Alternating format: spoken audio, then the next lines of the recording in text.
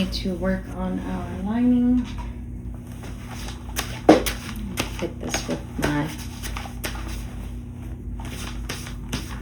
lint roller dab. The table is messy, y'all. That exterior made a big old mess. Okay.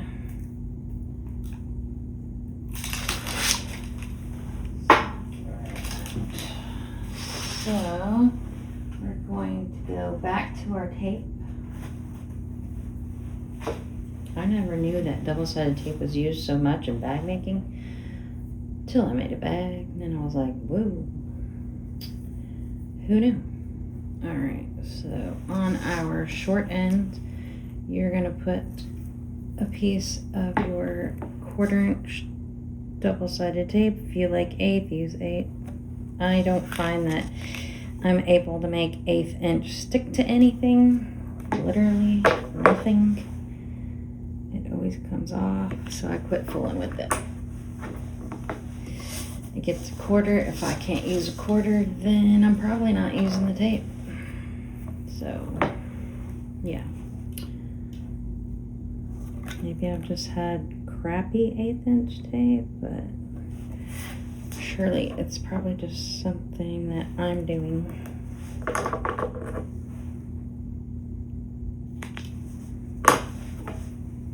So, just get your backing off of there. We're going to fold our raw ends in, just like, this is for the slip pocket. Sorry if I didn't say. Typical thing to hide the raw edges. I need to look at my bobbin. I haven't bothered to do that. Yeah, don't let me forget. As if you're talking and you're going to be like, oh yeah, remember? This is not alive. Speaking of which, I need to get 1,000 subscribers before they'll even let me think about doing a live. So y'all sign up if you're interested in ever seeing me do anything live, or you'd like to watch something else on my channel later. I do other stuff besides just leather specifically. I have a commercial embroidery machine, which I don't use that way. I use for projects and things that I'm making for other stuff, but I have it, thank God. So there's that, and then I also do things with laser. Primarily I use my laser for bag making. This pattern was drafted and then templates were cut to ensure that I cut my pieces closer to accurately. And I don't know, I do all kinds of things with the laser. So you could see that on the channel too. I have even used it to cut materials for a bag. You can cut fabric with a laser. Now I'll warn you, it's gonna have a slight odor at first because it is a laser, so it's fire basically, but it fades. I cut all these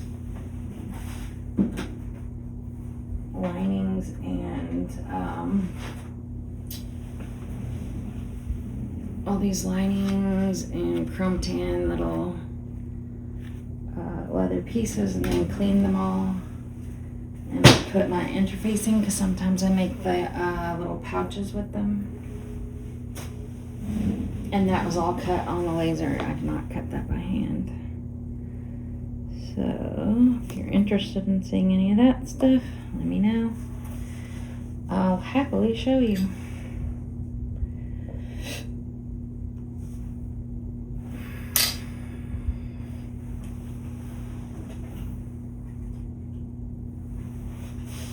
The craziness that is things Tammy does with a laser.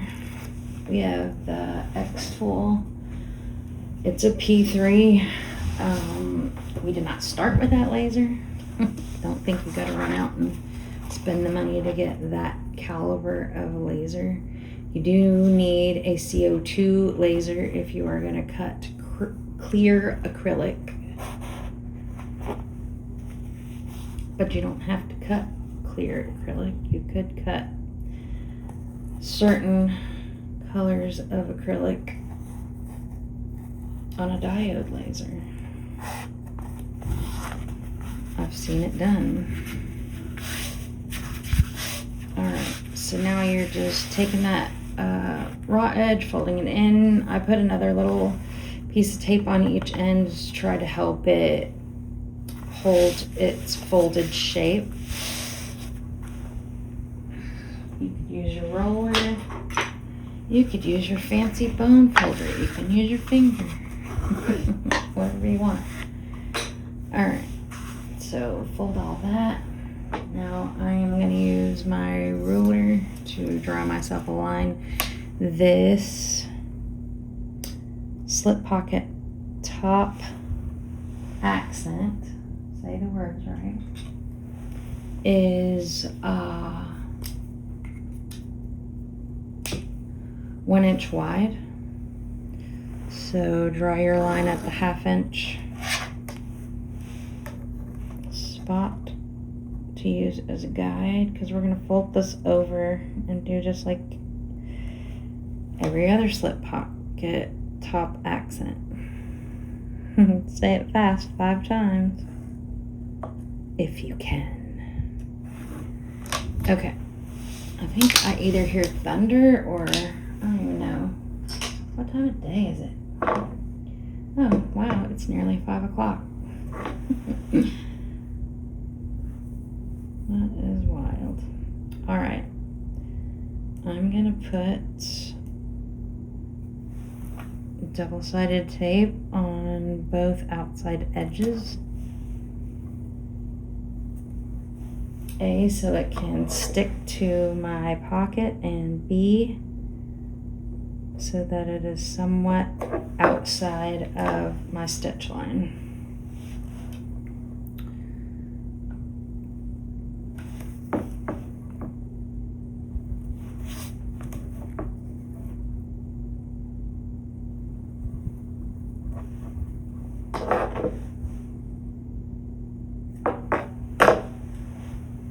They did say there might be scattered storms.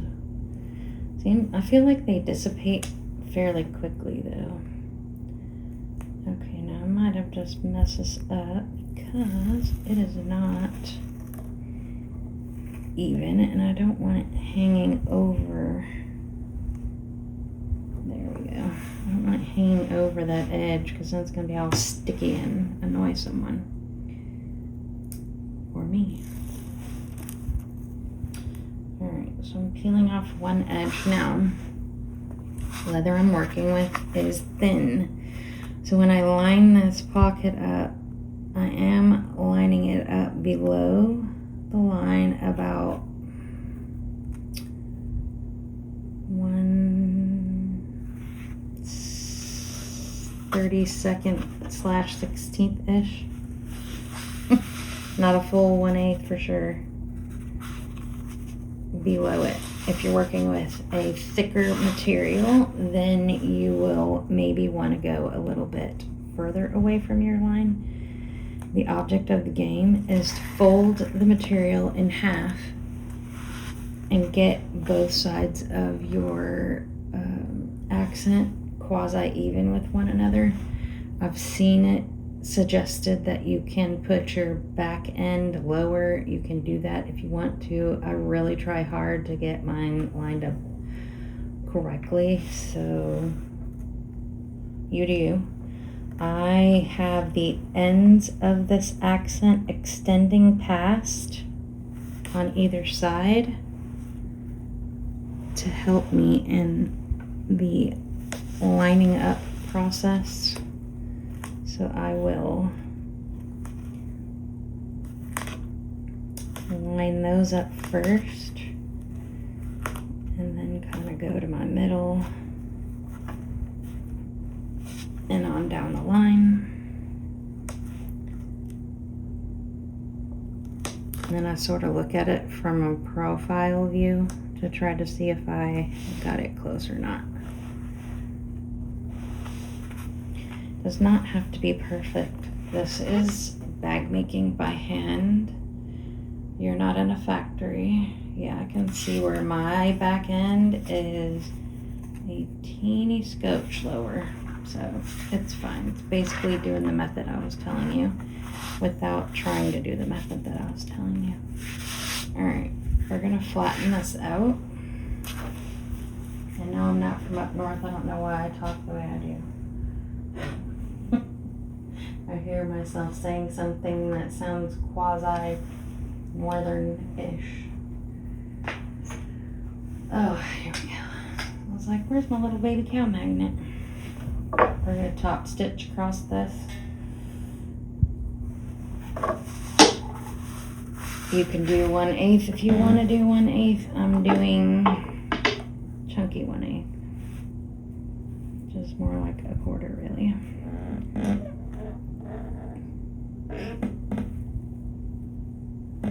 And I will back stitch.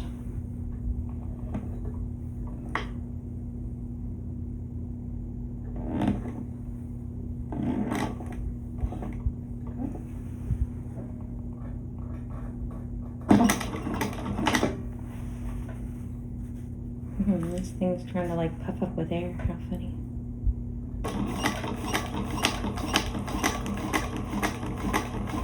I think I am catching the edge of that tape just by the noise the machine's making.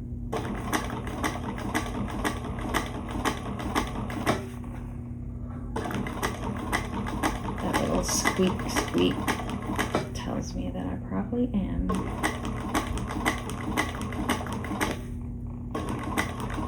Visually it looks like I am. You could do a second line of stitching. I've seen that done as well. If you want. It's not going to hurt anything.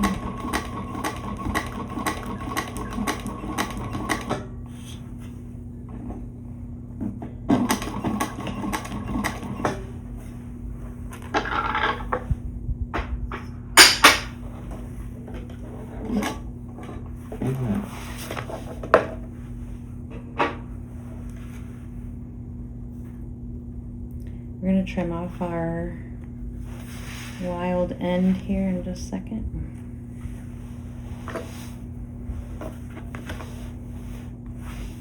It did catch the front and back just fine. But yeah, it was slightly lower.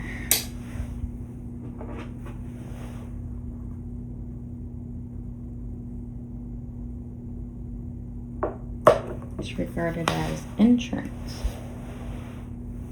Okay, that scrap just went flying off the end of my table.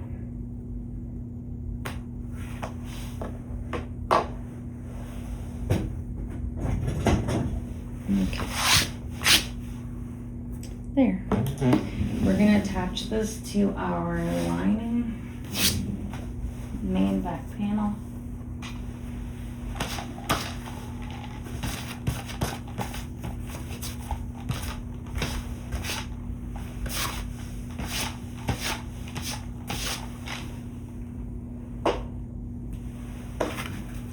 I think this is like ivory or something, cream. I'm not sure. I bought it from Factory Warehouse Direct. Oh wait, Fabric. Oh my God, what are you talking about? Fabric Wholesale Direct. I just make up stuff as I go. I'm inventing new businesses that don't exist.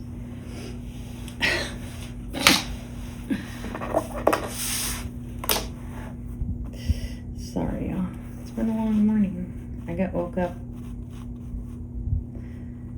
by messenger messages. I'm trying to get some testers lined up to check this thing out for y'all. I know what you're thinking in your mind. It's okay. I'm not somebody who's been designing forever, and I don't have like a bank of testers to just be like, hey, y'all. So I really didn't know who to ask. And there's so much thievery that happens. I keep seeing posts, people saying stuff about they found their pattern on some random website that has nothing to do with them and was never authorized, and they're just selling somebody else's work. I'm like, what? Yeah, so I don't know who to trust, who to ask. And I guess,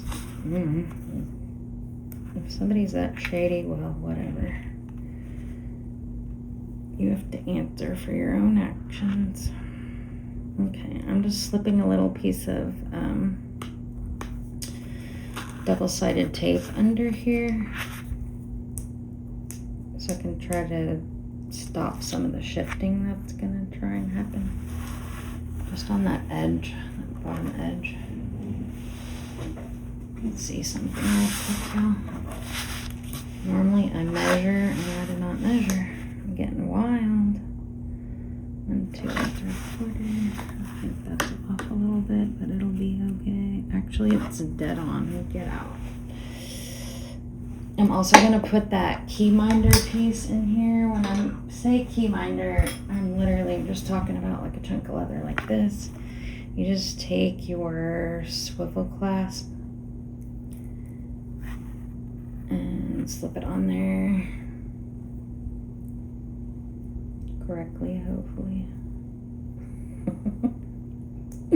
There, like this. And you literally just fold this in half.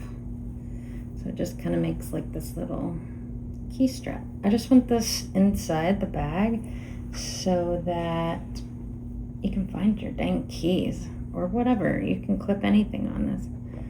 You don't have to use it at all if you don't want. I'm going to put mine just slightly to the right of my slip pocket on my lining whenever we attach our upper lining piece. So that'll be just a little bit. And we're just going to sew that right in.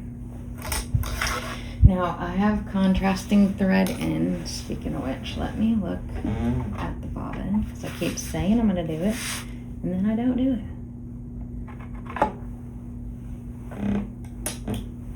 What's that Elvis song? You're always on my mind. Y'all don't like throw tomatoes. Okay. It's still fine. You might want matching thread here. I probably want matching thread here, but I'm too lazy to change it, so I'm not gonna. We're gonna stitch, and this you can get your 1/8 out of.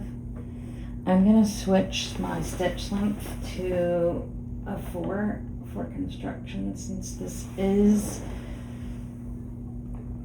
to secure this pocket to the back lining. I want it to be a tighter stitch. You can back stitch extra in your corner if you want to. I'm not. You can also put rivets in your corners if you want.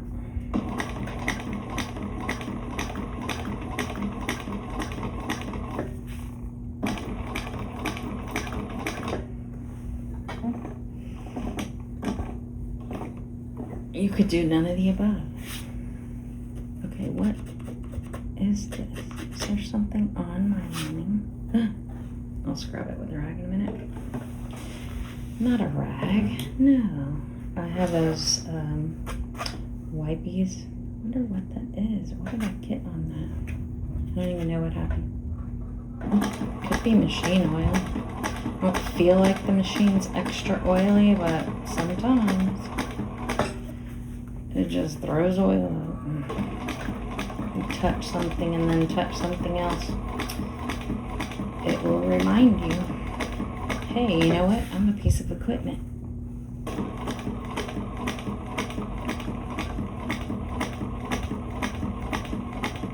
Also, if y'all are making this out of materials that are not thick vinyl and leather or whatever, don't feel like I can't make this pattern because I don't have an industrial. You can make it on a domestic. You just have to adjust your materials accordingly. You could totally make this out of denim. You could make it out of canvas. I wouldn't really recommend quilt cotton, but man, you can do anything you want. Go wild. But it's intended for a more structured material. So you just do it. Let me see how we do.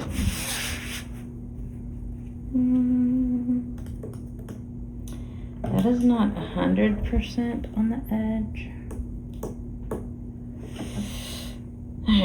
I'm gonna have to do a funny little weird stitch to make it go to the edge. Because my stitch is too long. Yep. I knew it. Okay.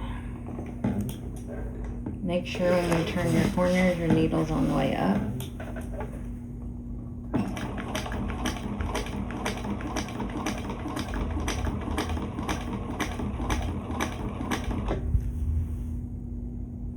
Yeah, you can see where I jogged a dab to correct what I just did. It wasn't going to be perfect either way, but it definitely isn't right now. It's alright though, you know why? This is our lining. They're going to love our bag no matter what, and it's okay.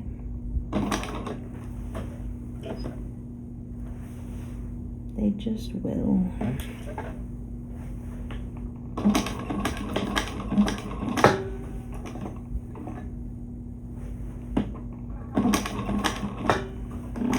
Trying to avoid going all the way off the top edge, but I noticed this other side I really did not go far enough out. Maybe I need to stitch that a little bit better, because I don't want that to gradually start pulling because I didn't secure it all the way to the end. And I don't really feel like, I'm not in a rivet mood today, y'all. And I'm gonna go off the edge just a notch and fiddle with that. Just a little dab.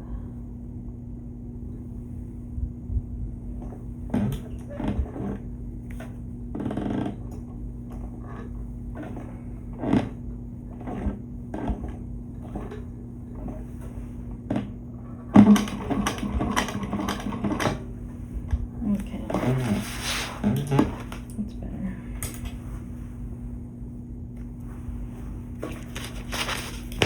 You should pop your threads with a lighter. I still have my fan on in here, so I don't know if we're going to be able to do that. We're about to work on our zipper placket.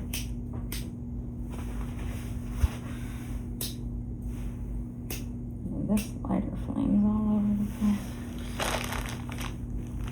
Alright. For the zipper, recessed zipper placket. You need about 15 inches of zipper. You might even go 16 if you want just a little extra.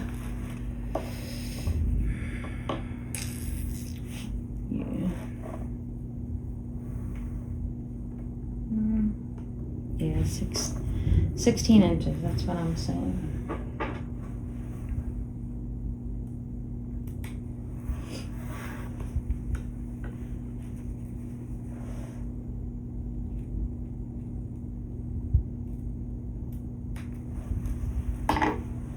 Alright, so same thing. Pinching this together.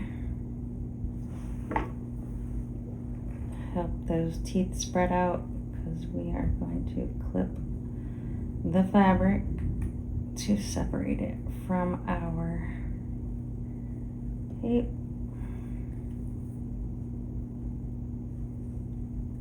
Without damaging our teeth, hopefully. There we go. You just have to go slow. Alright. So this guy, we need our zipper placket pieces here, skived on one end, one long edge. And you need your zipper teeth tool if you're using a metal zipper. I'm gonna remove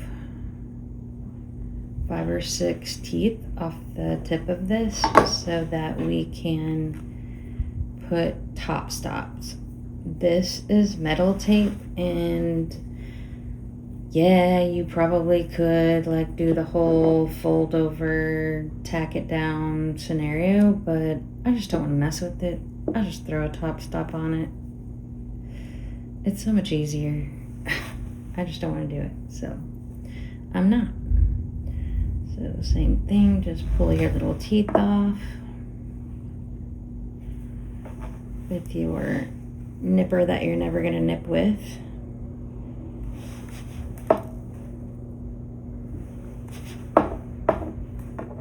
You can do it. If you want to clean up metal and wear safety glasses, go ahead.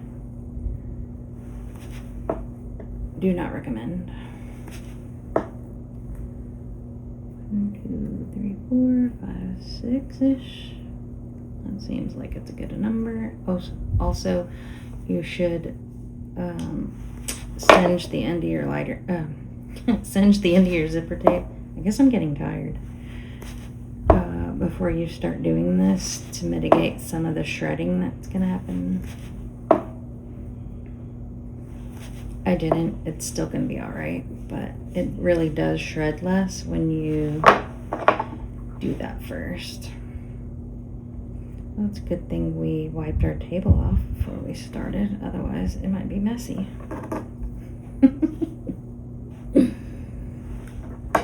Tammy, you're so crazy.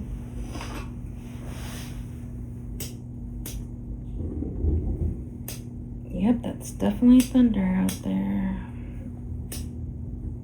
Alright, so cinch all that down. If you're using white zipper tape, you might just want to use freight check instead of singeing it. Because I have actually had occasion where my flame kind of made the tape yellow where I was using the lighter. Totally up to you. You don't have to, but I think maybe it's better for this scenario. So yeah, I'm gonna go ahead and put my pull on here and slide it all the way off just to put my teeth back together. You do want your teeth connected completely before you start working on your placket, because if you try to do one side then the other side and back and forth and all that, it's not detrimental with a zipper like this since that it isn't printed. But if you were using a printed tape and then you separate it and do all the stuff and then it's like a mega pain to line it up, I don't know. This is the way I always do it, so that's why I'm telling y'all to do it. But totally up to you. Alright, we're gonna put our little non-zipper teeth nippers away because we're not nipping anything. Now these are top stops if you've never worked with metal zipper, but I'm sure you have seen them on your clothing. They're teeny tiny. They're also U-shaped and they like to run away. They're a flight risk. So try not to lose them while you're working. Speaking of which, let's put our little teeth up. We don't use those either. Also, I don't want to step on these. I imagine they're similar to Legos, and I always sew with bare feet, so. Or socks. Those are the two options. Not wearing shoes while I sew. Can't make me. Okay. I wonder how that would play out. Like if I went to a public place, like they do all these sewing retreats, and I show up and then I'm all like barefooted, and they're like, "Tammy, you have to wear shoes." I might have to leave. I don't think I could do it. Okay. Anyway, these are shaped like little U pieces. I'm gonna try to get these closer. I don't know if the camera see. Okay. If you're a palm reader, don't tell me. I don't want to know. I will tell you your fortune. No, don't. Sorry, I have a very vivid imagination, y'all. The way I find this easiest is to hold it like this. So you're using gravity to kind of keep the piece on the tape while you get your little, I use these smooth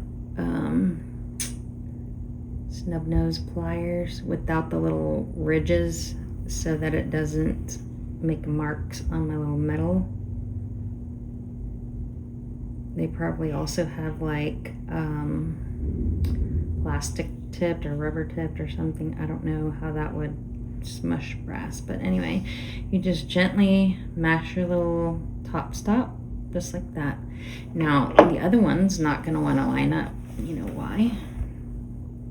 See how it has, you've got one tooth extra missing there, so I will do my little trick to try to keep it on using gravity, but then I sort of wedge my fingernail in between to try to make it line up. So using it like a wedge. Anyway, and then once you are kind of holding it, you just want to try to line them up so they're sort of even. It's not the end of the world if they're not, but I try to make it like they are. And then just sneak in there with your pliers and pinch it down. You just don't want the end of your zipper pull flying off the end of your customer's zipper placket, and then they're all like, oh my goodness, now what do I do? All right, so that is that. I know, very provocative. I draw lines on this after I get it all taped together. Now I'm going to use double-sided tape again. I know you had no idea that that was coming. Now you know. We're going to put a piece of this tape down the long end that is not skived, because that is the end that our zipper tape is going to be attached to.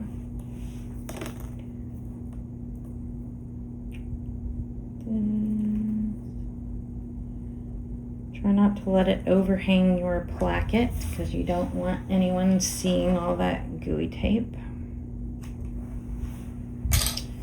Snip it off. And we're applying that tape to all three sides on all four pieces. You can skip and only put it on 2 of the pieces and 2 of the other. It's too much to explain. Just put it all the way around 3 sides. Okay? Make it easy on yourself. Otherwise, it's too much thinking, but you really technically do not need 2 side pieces of tape on 2 of them because it's going to stick with the other piece, and it's just extra tape, but we're going to do it anyway. Okay? So, like this. Ta-da! Yeah. I know. It was wild. We weren't expecting it. This is going to be raw edge. It will be okay. Everyone's going to love it. No one's going to say anything about the fact that the edges are not painted. You can paint it if you prefer. If you're making this from vinyl or other thin materials and you don't want a raw edge, you can do this connector, this zipper placket different by utilizing different techniques than what I am demonstrating in this pattern. There is a way. There are many ways. I'm not using any of them. Leather does not want to fold. We will not fold our leather.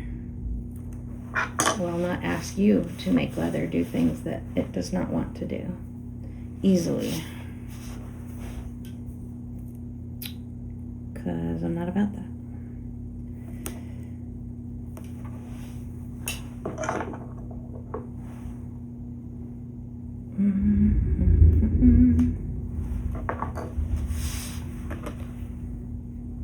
Hopefully I'll learn how to fast forward in Adobe Premiere Pro, and y'all don't have to use your fast forward button on your own.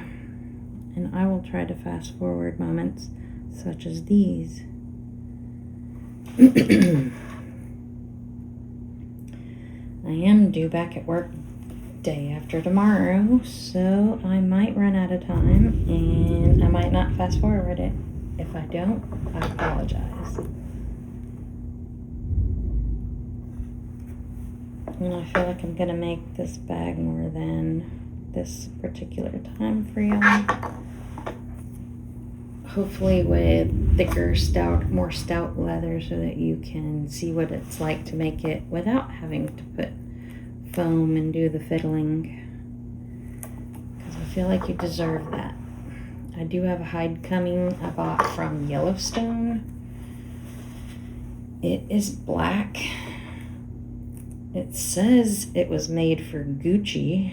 I don't know if it really was or if they're just, you know, is that real? I don't know. Somebody from Yellowstone, reach out. Tell me all about it. I couldn't tell from the listing if in fact, but it does allege to be Italian. So we will see. And maybe I will use it to make one of these for y'all. I'm not sure if I will. Depends. I have a couple of hides that are too precious and I don't want to cut them yet because I feel like I need a project that's worthy of that leather.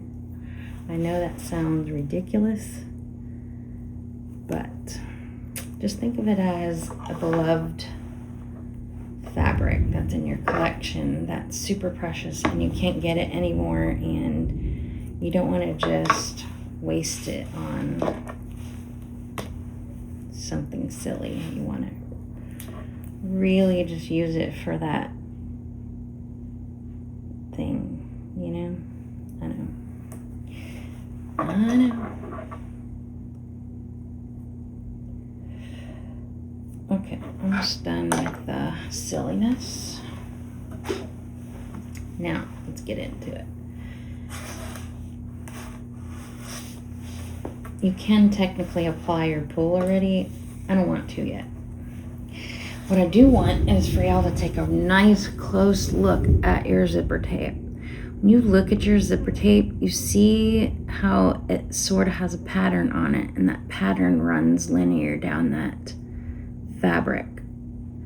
Pick one of those lines. I'm going to use the very first one away from the teeth, so literally this guy right here. And I'm going to put my placket piece on that line. Okay, sorry about that.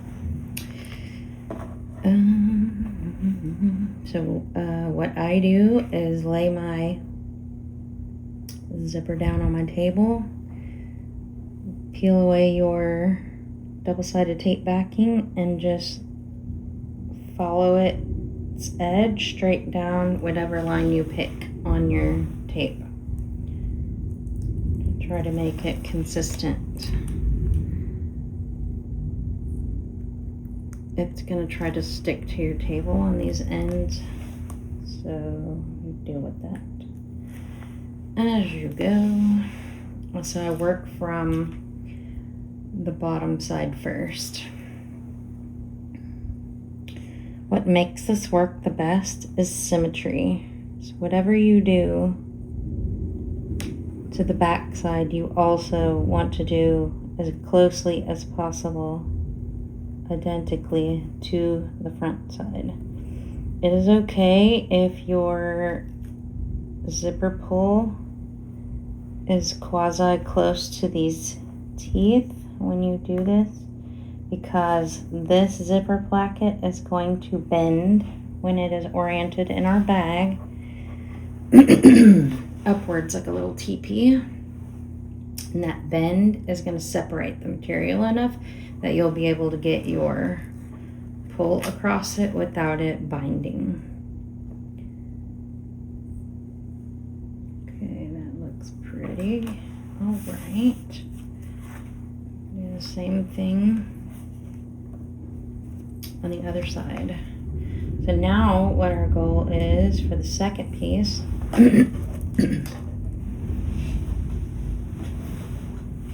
throw our trash away so the fan doesn't blow it in the floor because I don't want to pick it up. The backing from our second piece in the garbage as well. Okay.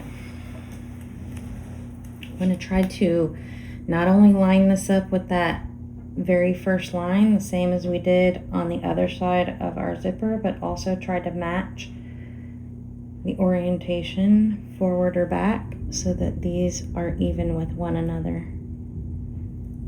Hopefully that makes sense.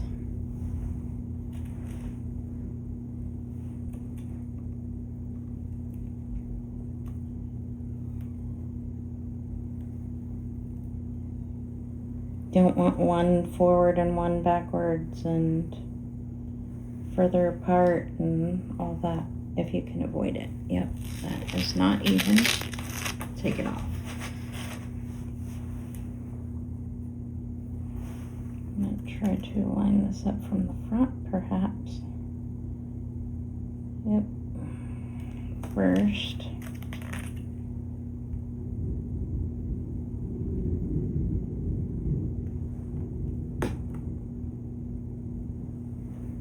I guess we're gonna get hit with some kind of storm cell here in a minute. My husband's walking around kind of policing whatever we have plugged in, which is literally everything I own probably.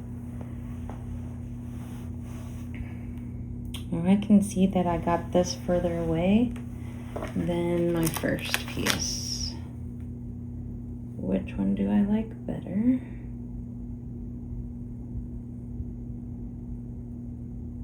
I like the first one. So I'm going to peel this up and put it back down. Just a scotch. That's a word. Closer. It just makes a big difference because your recessed zipper placket is always going to be looked at by whoever gets in your bag. They're just gonna see it, and if it's weird, they're gonna see it every time. So it's kind of a focal point.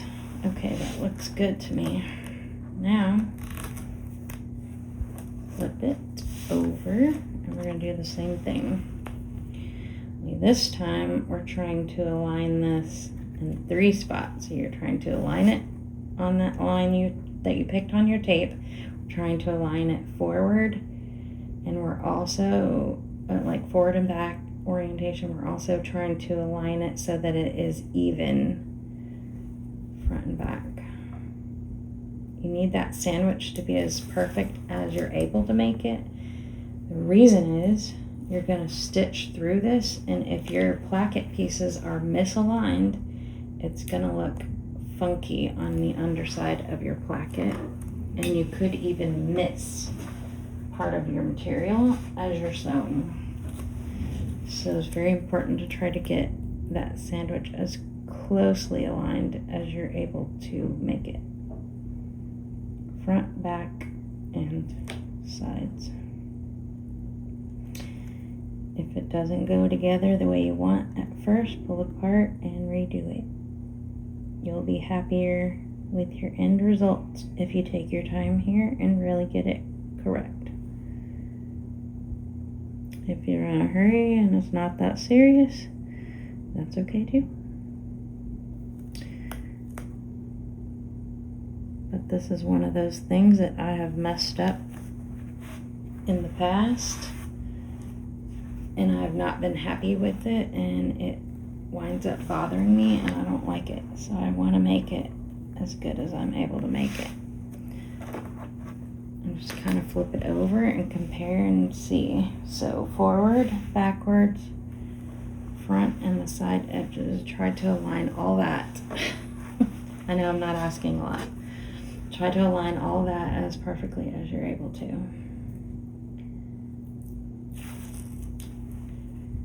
And if you take the time on these little weird details like this, your stuff will come out super nice.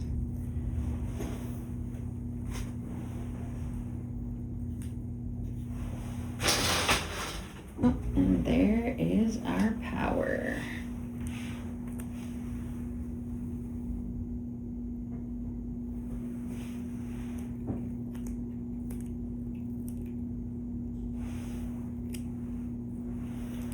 Remote connection lost.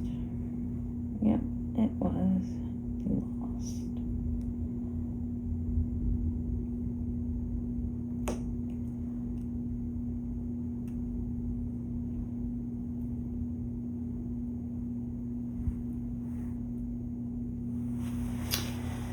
Okay, sorry about that. Storm decided it needed to make my power dip for a moment so that it could mess up my Wi-Fi. We're back though. I draw myself guidelines. Can't tell you I'm ever not gonna do it, but I do it.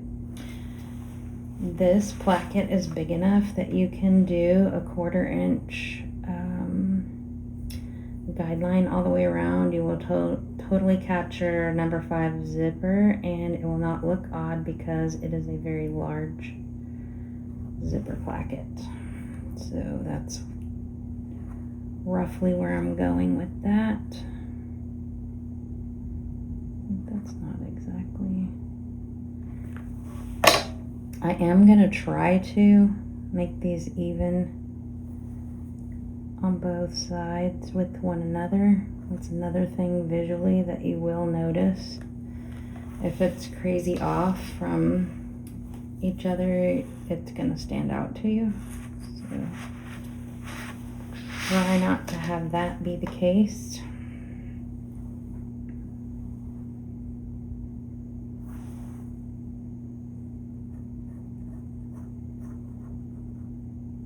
Uh-oh, damn, silly. Sorry, I went wild with my silver pen there for a second.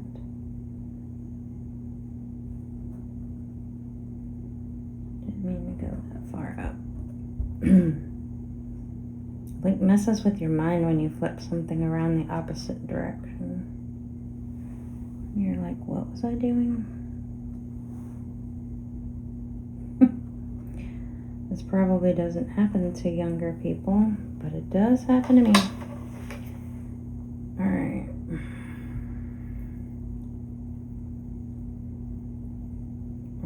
I don't even think it's age so much. I think it's that whole hormone / psychotic thing. No.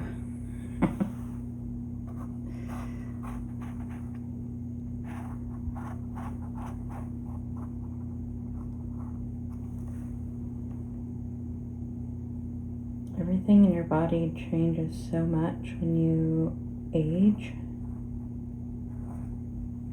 Your mind, your skin,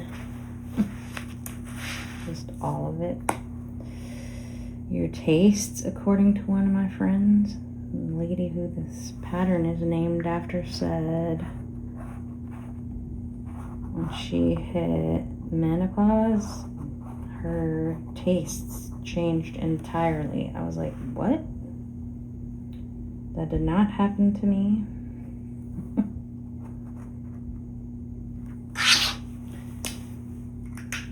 But it's a thing, evidently. All kinds of weird stuff. Okay, we are going to use our top stitch length of 5. And I'm just going to tell you right now, there is no perfect stitch length that is going to make you ever hit the corner of one of these exactly perfect every single time. Every once in a while you get lucky and you just happen to like hit the lottery with where it lands, but 99% of the time it's not going to land exactly correct. You might have to do weird, funny partial stitches, whatever. Nobody's going to look that close, but yeah, just so you're aware.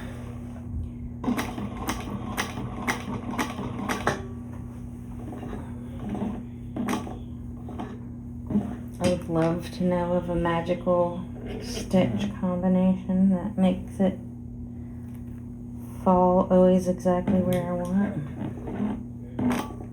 I don't think there really is one.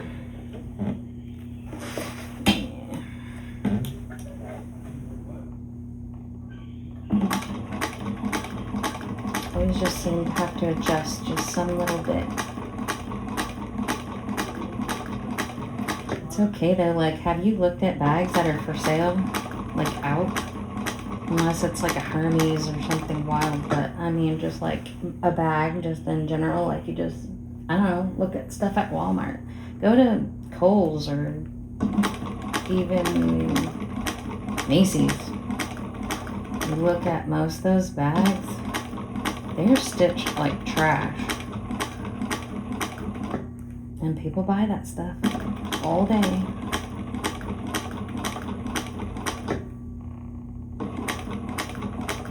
And they don't notice. They don't say anything, and they're just like, whatever. Maybe if they were a bag maker, they might notice, but average person isn't gonna notice. Okay, I feel like this is one of those scenarios where it's not gonna fall exactly where I want it. It's pretty darn close,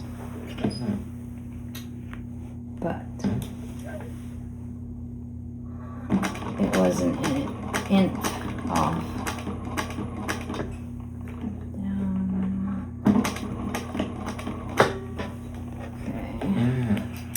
Don't forget to wipe your silver pen off your materials.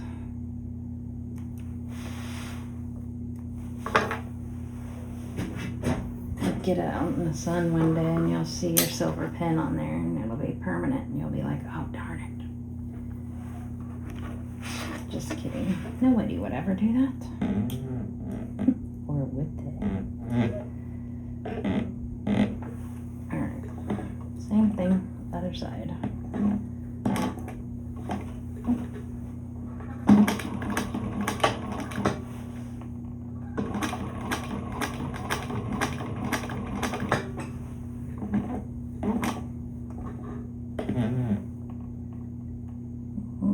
Yeah, like this is one where I kind of just have to give it a little micro adjustment.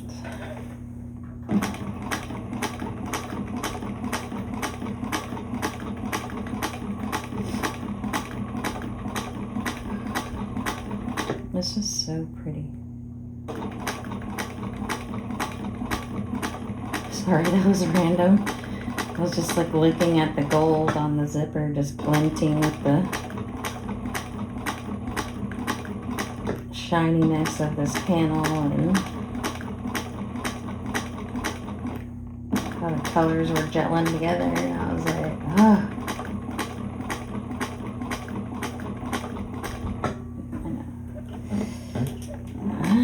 Stay focused. Behave yourself. Okay, and this is going to get a little tiny weird stitch right here because that is definitely too far out of line to make it 100%.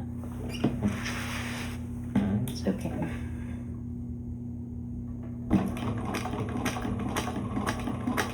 If you don't have your pull on already, make sure you put it on now, because the next thing we're going to do, well, I'm going to do, is my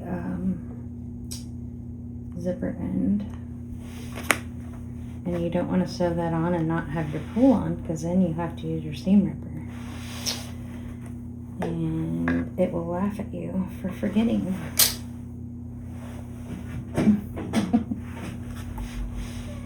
Also wipe your marks off. Thought I had a little, oh, I used it for my table. I try to like reuse these as much as I can, because they're not just totally done after just wiping this little spot of whatever.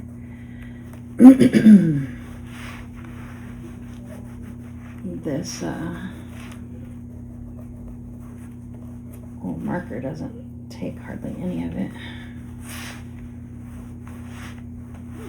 These are little grocery store disinfecting wipes. I've never had it mess up my leather on chrome can at all. It doesn't hurt the finish. You can use water wipes, you can use a damp paper towel, you can use anything you want. Doesn't really matter, but I just wanted you to know that I've used it on that and I haven't had any problems. Now, if you're messing with veg tan, 100% you cannot wipe it with that, but you wouldn't be using a silver marking pen on veg tan most likely. So, my husband. All right, so I have my zipper pull on. I've tested it to make sure that my zipper operates without impediment. It does. Slightly stiff when it's fully flat. Once it bends, I'm sticking this scrap from our corner onto my zipper end, and I have probably, I don't know, 9 or 10 teeth deep on here. You can use a zipper end, the metal kind. I don't want to try to work that with this metal zipper, so I'm not gonna. I have double-sided tape applied to both of these ends. Did I take it off? No, I was like, why is this not sticking? Because you didn't take the backing off. Talk and try to do something at the same time.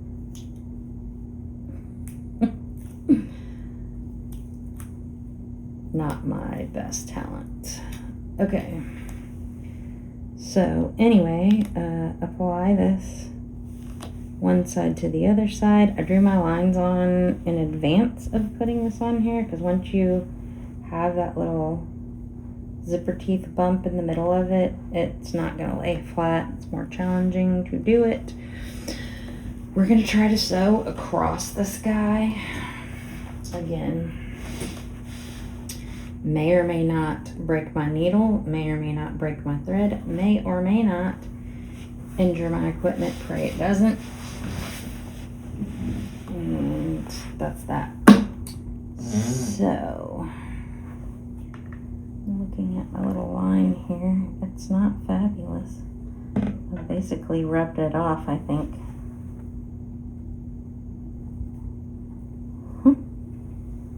And actually,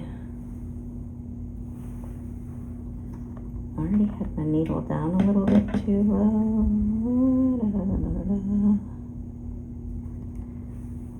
Trying to get that to let go without scratching it. Okay, there. Oops. I didn't want it where it was. Sorry, y'all.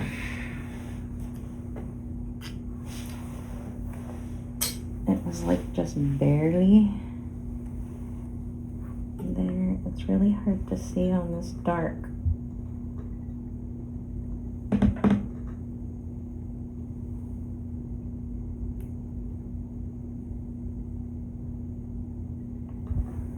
I know I'm being extra as all get out.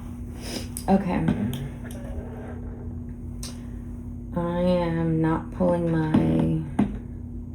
I'm not back stitching on this because I don't want to see that. I'm going to show you, if this works, a little trick that I do.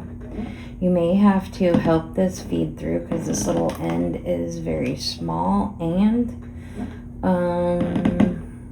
only part of your foot is gonna be on it. And feel this needle penetrating between the layer of zipper teeth right now. I'm using my fingers to kind of guide and lay that down. We got lucky, we got away with it, but seriously, it's very dangerous to do that, so don't make it like your thing.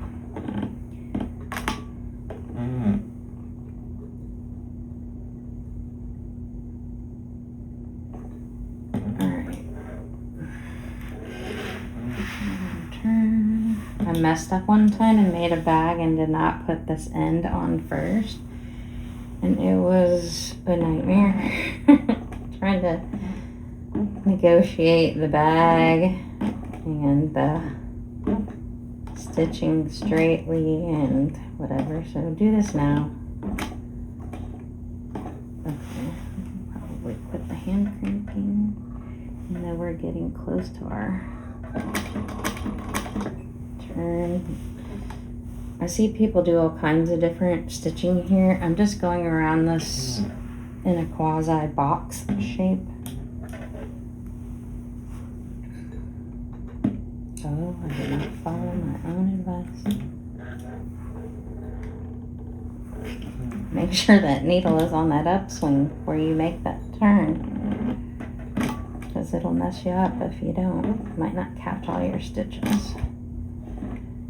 And it'll leave a gap in the corner and it'll look silly and you'll be mad and you'll have to like pull stitches out. I think it didn't. Did you really not? Oh, come on. No, it did. It just made it weird. I tried to make a little funny wide spot there. Guess it didn't like me turning and then turning again. It's like, hey lady, I'm gonna show you something. You're not supposed to do me like this. Okay.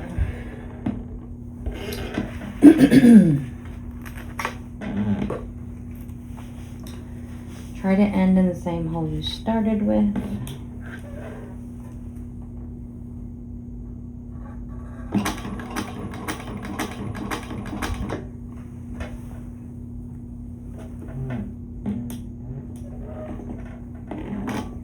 My little guideline for myself is way off.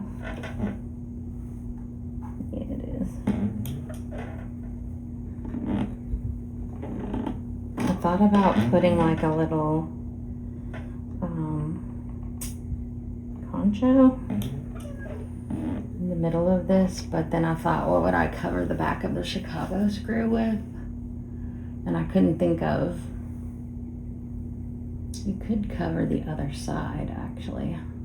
Oh, yeah. You could totally like punch a hole in one side, put your little concho on there, go ahead and seat your Chicago screw, and then put your other side of your leather on top of it. I can totally do that. Maybe I will do that. Not today. We've already assembled this to the point that it's not going to work. Okay, so yeah, exactly what I didn't want is what I ended up with. I had to tie stitches and leave burnt ends on the back. It's okay, it's a separate end. We're gonna move forward so we can get this done. But yeah, don't prefer that. Prefer to tie the knot. Pull the knot in between the layers and then trim it short, and then you can just pop it with your lighter, that little tiny speck, and it's much better. All right, moving on. This is gonna go on my back panel on the interior, and so we are going to orient our zipper placket with the center of our lining that we didn't mark because we don't follow our own instructions in our pattern.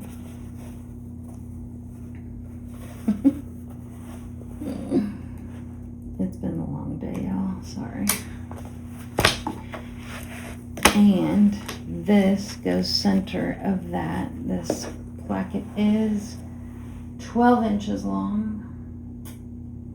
Hello, ruler. Oh. So we know our midpoint is 6. I don't want to fold the zipper placket, in case you're wondering why I'm saying that. It is literally right here. I don't want to put a crease in my leather, so I'm not.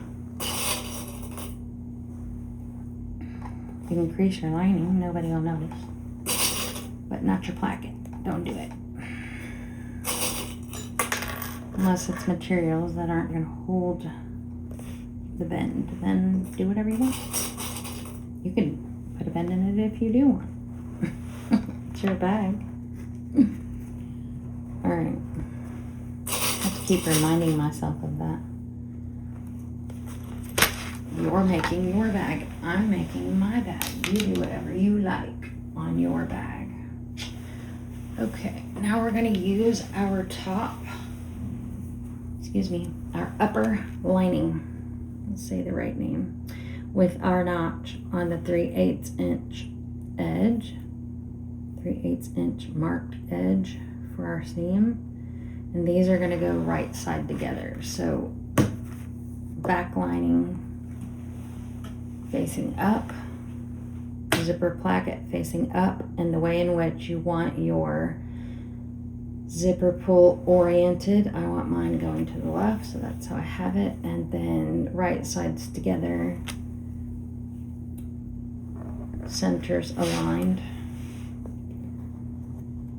Your lining and your top lining.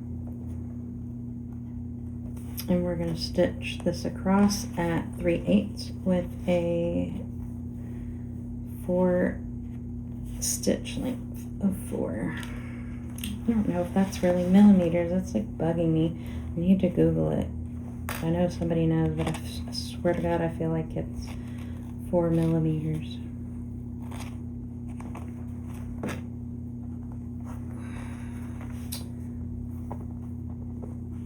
Somewhere in my brain, that's what it says. It's okay if you have an edge that's slightly protruding past.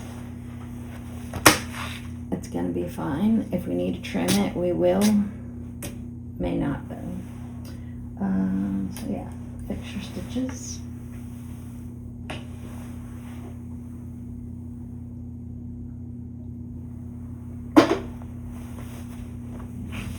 I believe I will change my bobbin after this before I top stitch, because I think I should be close by now.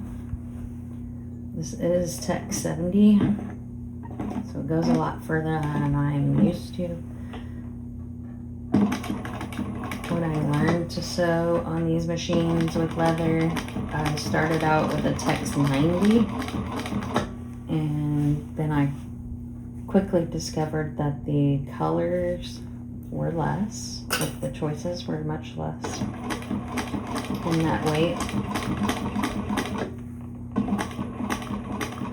It also goes not as far because it's thicker, so not as much fits on your bobbin.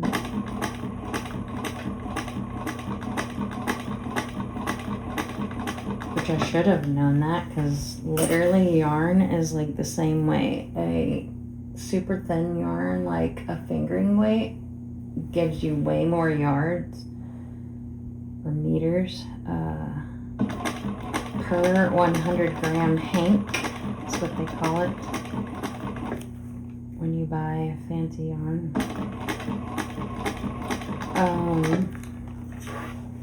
Then like a DK, which is the next weight.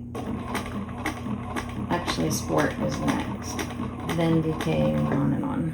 But yeah, same scenario.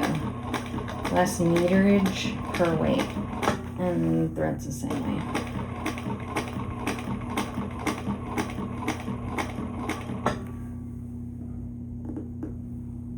That line looks like it's wider to me there.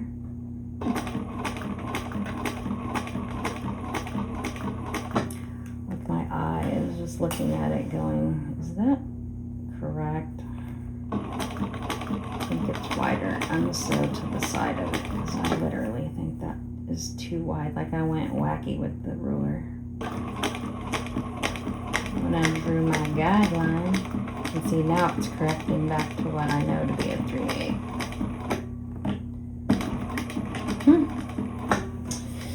Don't go crazy with your rulers. Guideline is not very useful if it's wrong.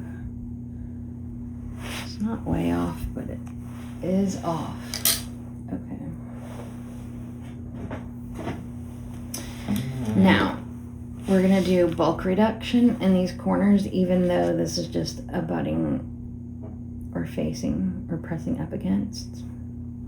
Not sure what the proper word is.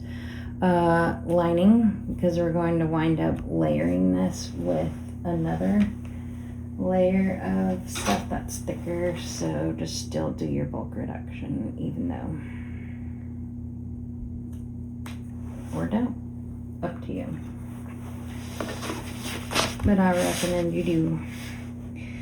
Now your inclination is, oh, you're going to top stitch on this upper lining leather piece. You're not. We want to orient our recessed zipper panel so that it sits upward in our bag. The reason for that is because I don't want this to encroach on the interior zipper pocket or slip pocket. Oh, you know what? I meant to divide this slip pocket too. I can still do it, but we were supposed to do that earlier and the storm interrupted me. I'm sorry, y'all. Lost my brains. Anyway, you're gonna top stitch across this lining edge, okay? So flip your upper lining up, your zip placket upwards, and that seam is gonna be pointing downward. And we're stitching across the downward pointing seam on the lining, not the placket. Okay? I know it's weird. You can do it. I typically don't want my stuff this way, but I need it this way to use my foot as a guide. And I said I was going to change my bobbin out, but I didn't do it. So now I'm going to wait and do it. It should still be fine. Hopefully we'll find out. It's just the lining, so if we run out, we'll just back up and do it over.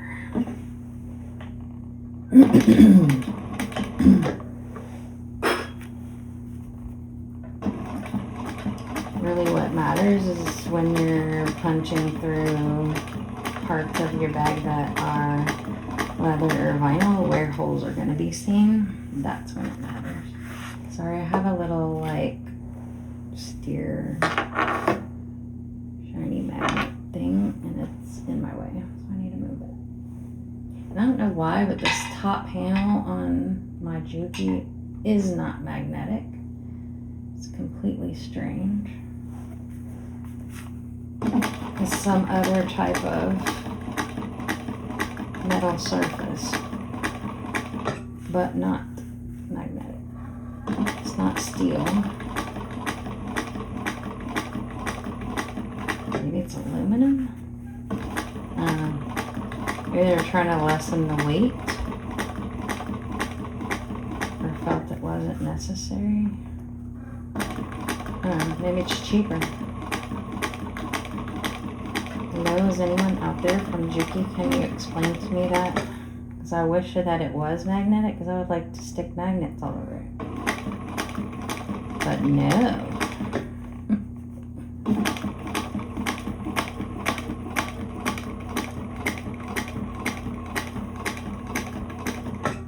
Sorry, I know that was the slowest top stitch you have ever seen.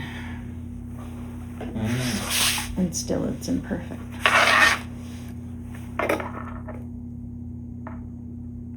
Hello, bag, please. I need a report. Okay. So now take a look. If you have any slightly overhanging area, you can trim it. Now, this is like not an eighth, it's less than an eighth, but it is there, and I am gonna make a little line and even it up. It matters because when we are aligning everything, getting ready to assemble our stuff, we need it to all match up and be correct.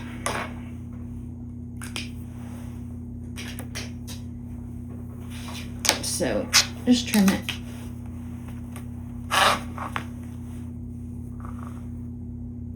Don't remember if I had to trim this on the other panel that I used or not. Like I told y'all before, I feel like this one has been stretchier than my other one. Oh, I know why. So this is the second half of my side of leather. Holy cow, I wasn't thinking about that. And so because it's the second half, it's more, it was lower, which means it was softer. Because why, Tammy? You just told everyone. Because it's closer to the belly and the legs where the leather is softer. Silly girl. No wonder. All right, so we can set this half of our lining to the side, and now we're gonna work on our other half.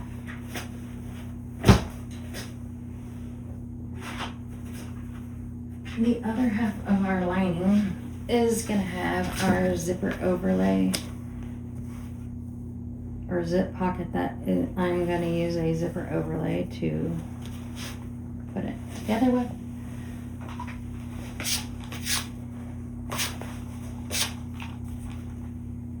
Trying to get some of the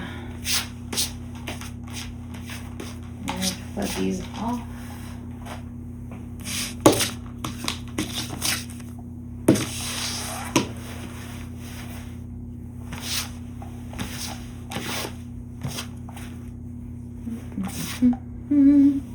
Okay, enough. This we're going to orient 1 inch from the top. But we're not going to do anything until we change our bobbin like I told you we were going to do.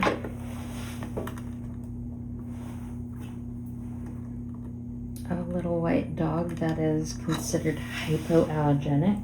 He is Shih Tzu Bichon. Technically this is enough left, but we will use it for something else. I need to focus on what I'm doing. Anyway, he's part Shih Tzu and part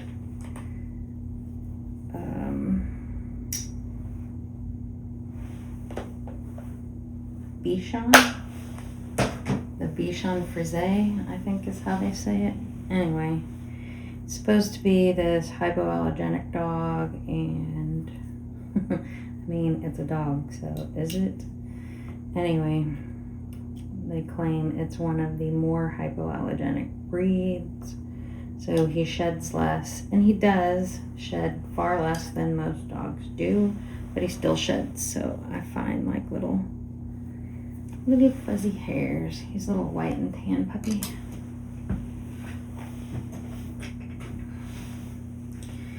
And both my dogs are getting old.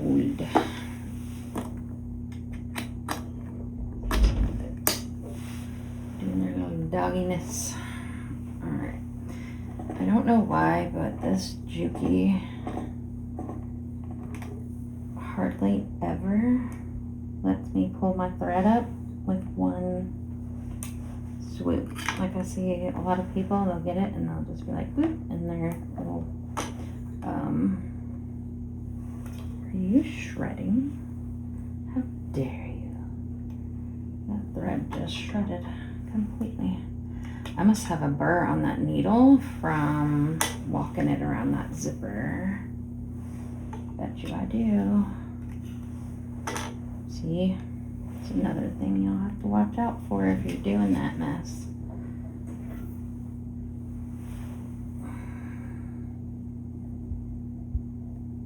Just feel here. I don't feel anything, but we'll we'll see. If it keeps up, then we will ditch it and get another one.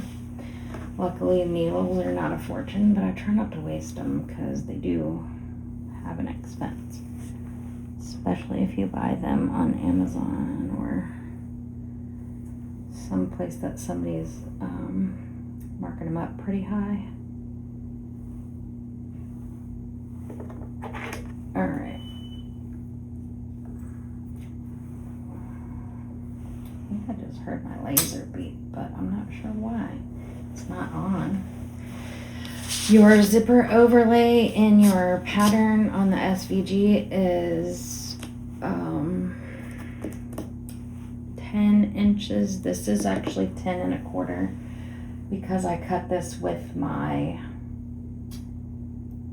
zipper overlay die that I bought. So they're not exact. I know, I'm sorry y'all, but I cannot hand cut another overlay ever. I really just don't like doing that. You want your zipper again to be the width of your lining. So figure that out. Same deal. Cut it. The scissors you're not going to be sad about if you do injure them a little bit, but if you do what I tell you, it probably won't happen. You just have to go slow and be very careful that you're cutting the fabric and not the teeth while you're smushing your fabric.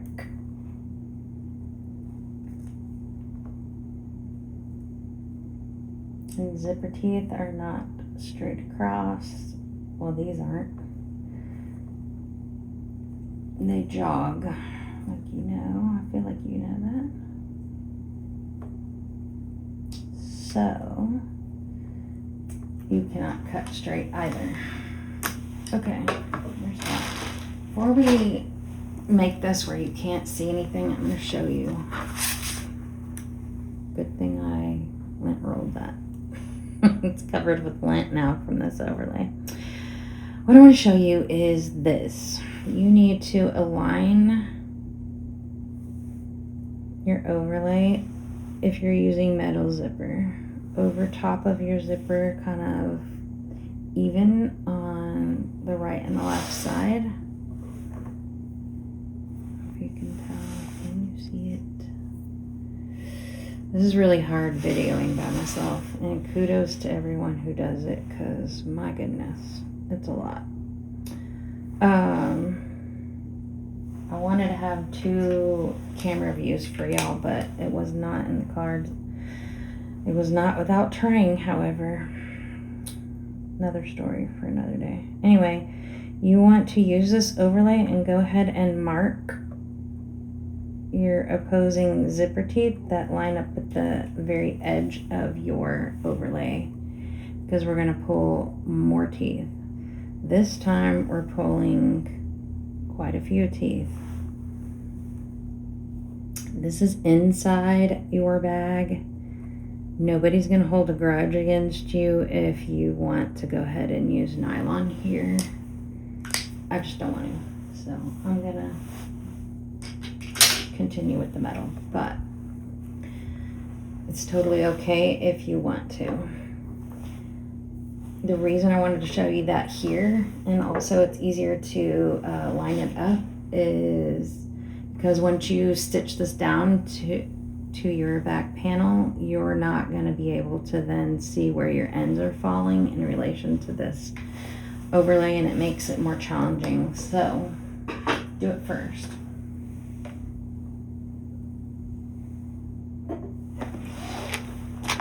All right.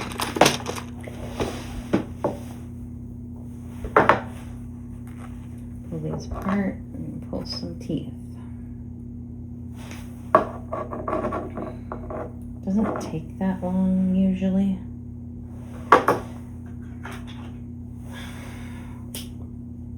It takes less time if you're working in a room where there isn't a fan turning your lighter off.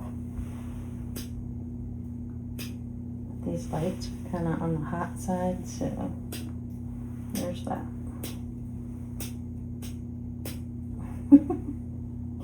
I'm gonna burn up my lighter before I get the end of that singed. Okay. Good gravy, Cam. Again, fast forward. That's all I can tell you. Save yourself, fast forward.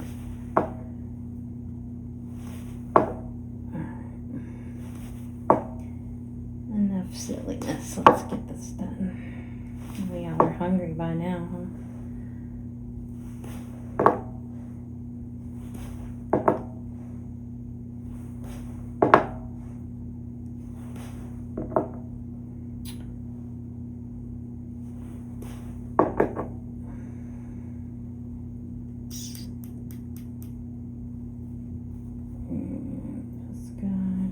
Trying to decide, like, do I do that actual tooth that's marked, or I think I'm gonna leave it in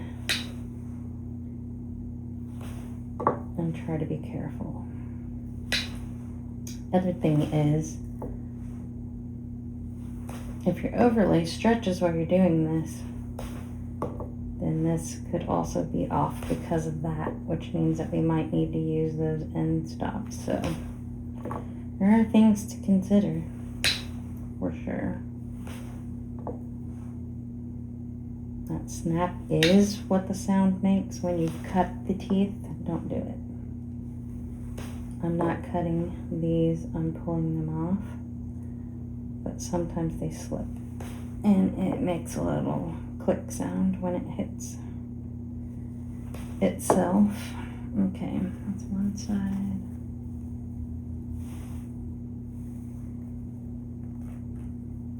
I did use these to cut something one time though. I cut a little swivel clasp because I put it onto something and needed it off. And I was like, how am I going to do that without unstitching it? So I cut the little clasp. It was made out of brass, so it was fairly soft, and I just went boop, clipped right through that puppy. I don't think they want you using these for that, but I think these are that. They look like carbon steel to my eye. I don't know if they are. It doesn't say it. Usually carbon steel tells you it's carbon steel.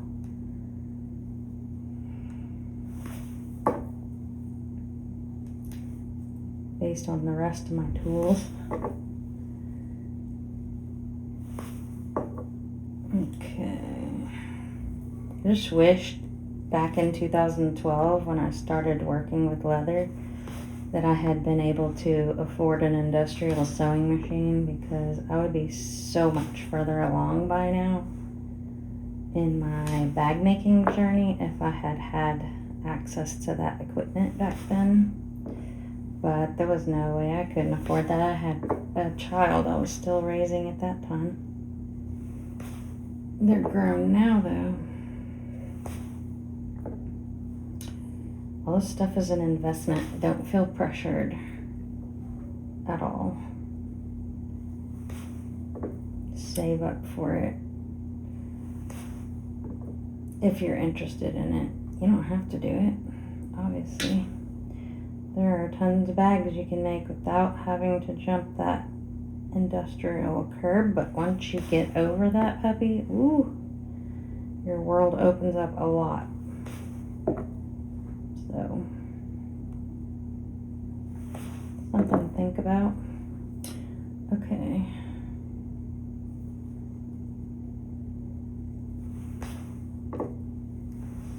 There we go. Teeth removed. I am going to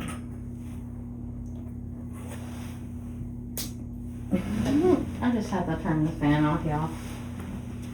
I'm so sorry, but this fan has to go because we're just not getting along.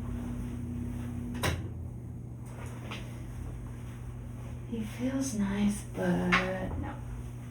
It's fixing to be dark outside, so we shouldn't have the heat of the day beating our window to death anymore. Hey, look at that. Can use my lighter. I'm going to trim some of this extra craziness off the end and just clean this up a dab. So this.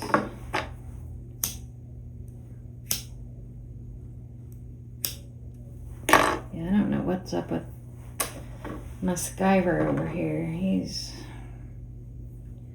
a little bit perturbed at me at the moment. I think I need some kind of grease or something. It's making like a bunny noise.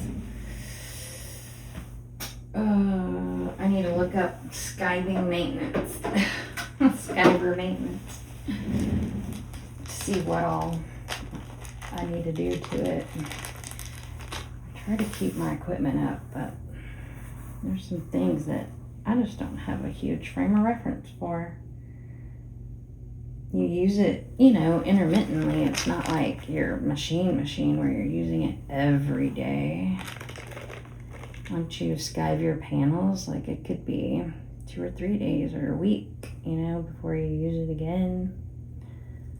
Unless you're just really cranking out bags or whatever you're doing with leather. So it's kind of one of those things where you're like, oh wait, I need to do something to this to maintain it. It's like an afterthought. Oh yeah. Don't judge me, y'all. Well, you can, it's fine. Okay, so, oh, you know what? I forgot to put my little key minder in that back panel. Y'all don't let me forget. I need to put it on this side now. You silly. I forgot. I'm sure I was too busy running my mouth. Okay, let's. You need to reattach your zipper pieces to one another. So put your pull on and tug it all the way across to get those back together.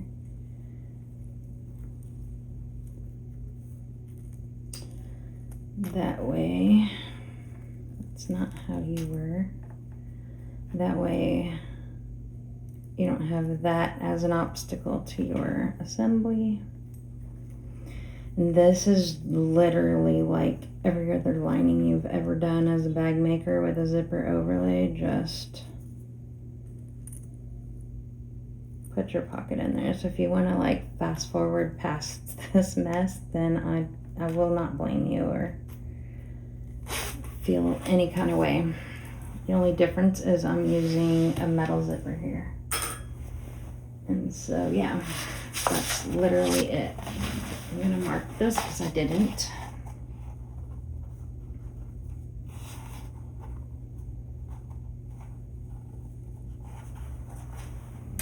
The good thing about your overlay being exactly 10 inches is you can find your center easy because you know it is 5 from the end. Oh my gosh. Instead of 5 1/8 like mine is.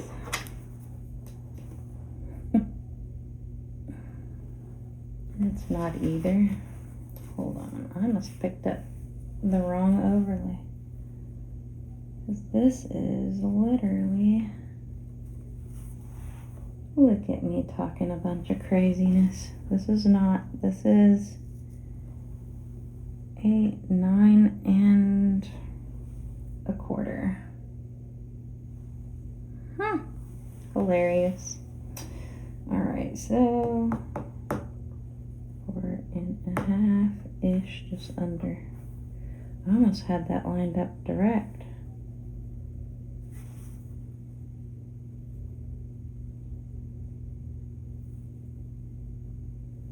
Anyway, you want this 1 inch down from this upper edge so that moved it. So that you have enough space to do your upper lining and it won't get in the way of your placket. Down, down, down. Ish, like this. Oh, you know what I forgot to do? How about we put some double-sided tape on? I promise I made more than one of these pockets before. I'm going to try to put my tape directly in the center of the overlay to try to avoid where we stitch as much as we're able to.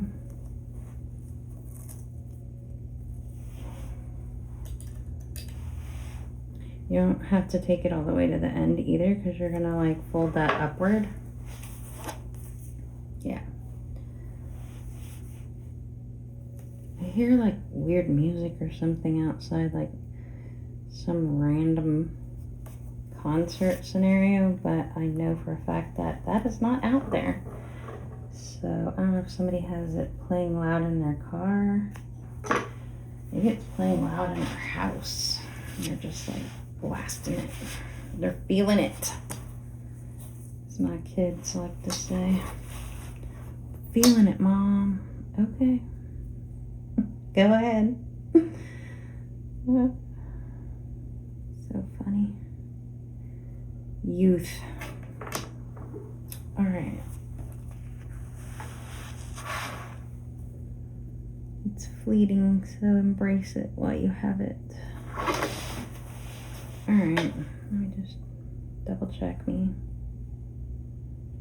3 and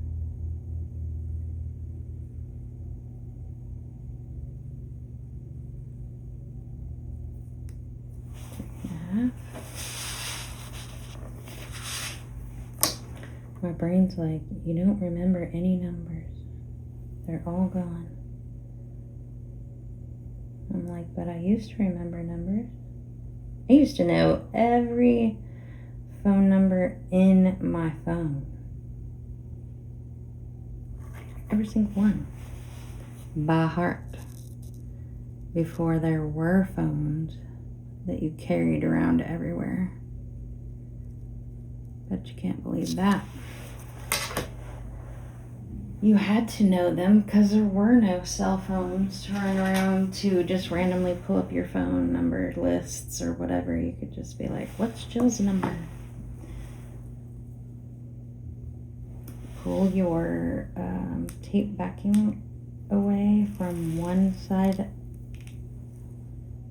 of your overlay and try not to mess up your alignment while you do it.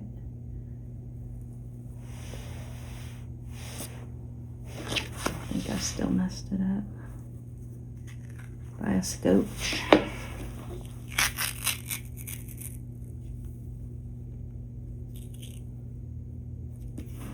And the bottom, you're just going to peel that away and let it go and let it just fall down natural. You don't want to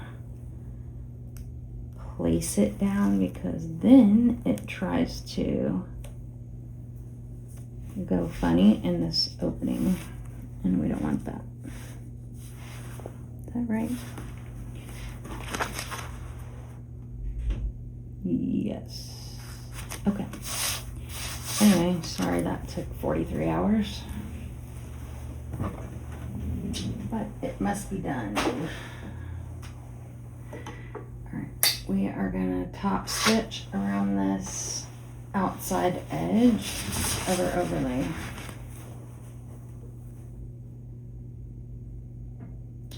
I'm going to try to pick a spot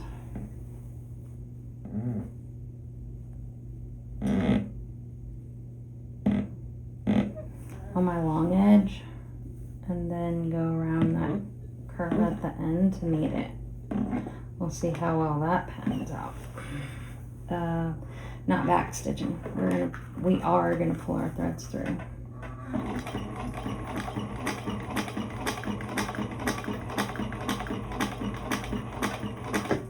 See how much flexing that's doing?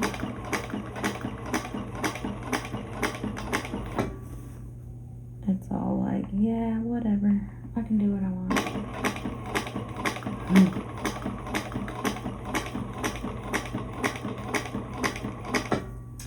meant to do 1 and 2. I think I meant to sew this at a shorter stitch length because of these curves. And I forgot about that. Oops. We'll just wing it. It'll be okay. Once we don't like actually overshoot the edge, I feel like it'll be fine. Let's see where you're planning on dropping. Do I like that?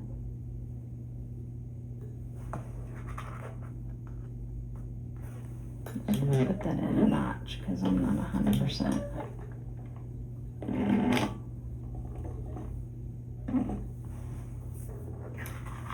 I'm not sure if I liked it or not.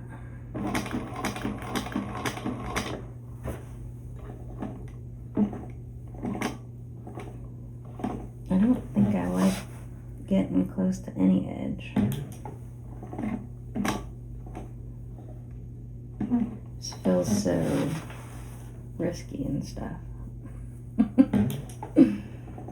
know, I'm being weird.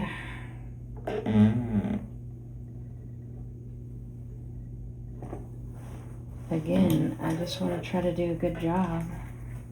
I'm going to pull this to the back.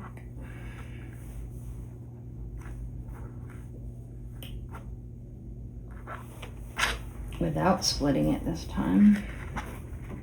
Let's do that.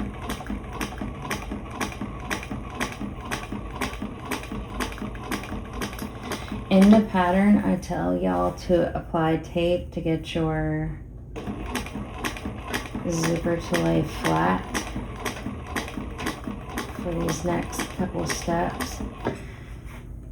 If your machine is prissy about tape, you don't have to do that. You can just fold it on your own and just hold it down and flatten it out without the tape.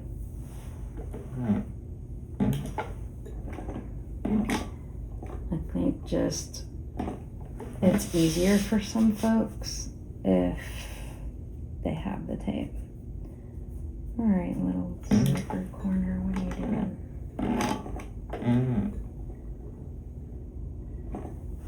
So that's kind of the thought.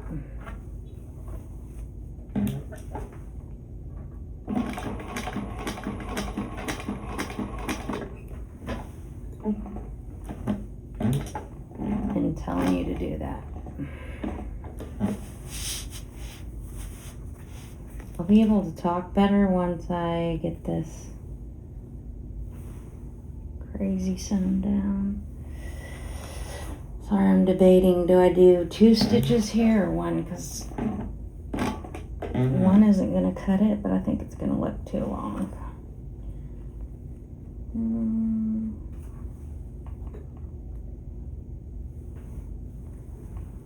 I mean, I don't know, dude. I'm just going to put 1 there. And then we'll just hand crank this puppy to the last one. To get in our little starting hole. Yeah, it's weird, but it's okay. It's not crazy weird. It's a little weird. Alright, now I'm gonna leave him up.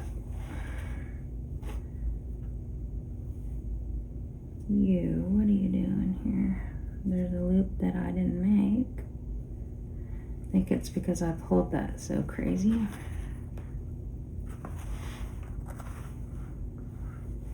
Looking at it. Good thing that's on the back. Let's see, can I cinch it up or not? Is it gonna mess up all our other stitches? Probably. Nope, can't fix it. Oh, wait. There we go. There, yay. All right, so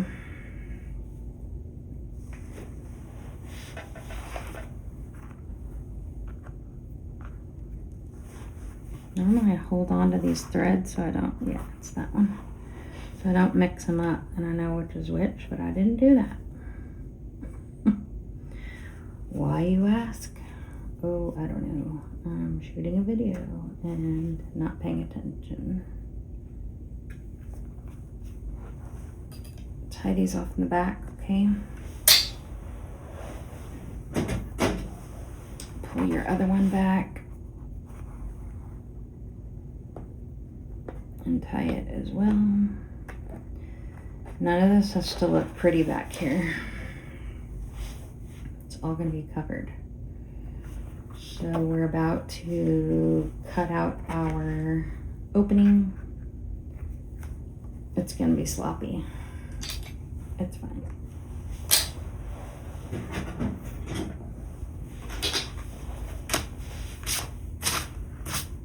Ooh, look at that mess.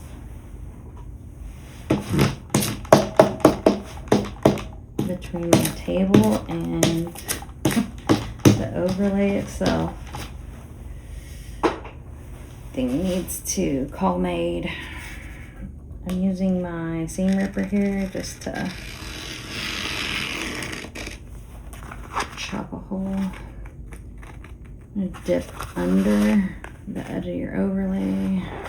Don't cut your overlay.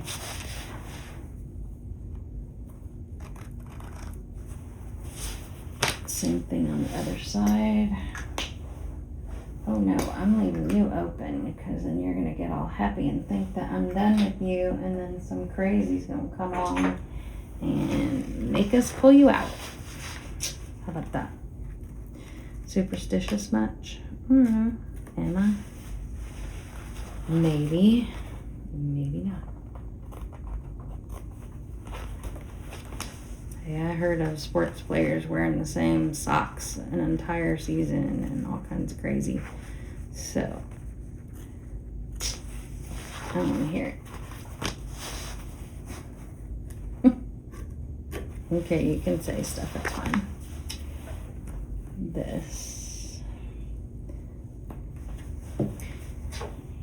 Trim this out and toss it in your scrap basket or wherever you put things that you would like to use, or trashola if you're never going to use it. Never say never. You don't know. It might happen. Alright, so they're talking loud on the phone again. Might need to pause y'all. Or else you're just gonna hear like a bunch of trucker talking and 10-4ing each other to death, saying the same thing over and over. Back and forth. 10-4, 10-4. I hear that 20,000 times a day when they are talking trucker man speak. Alright, so crazy on the back. Looks sweet on the front.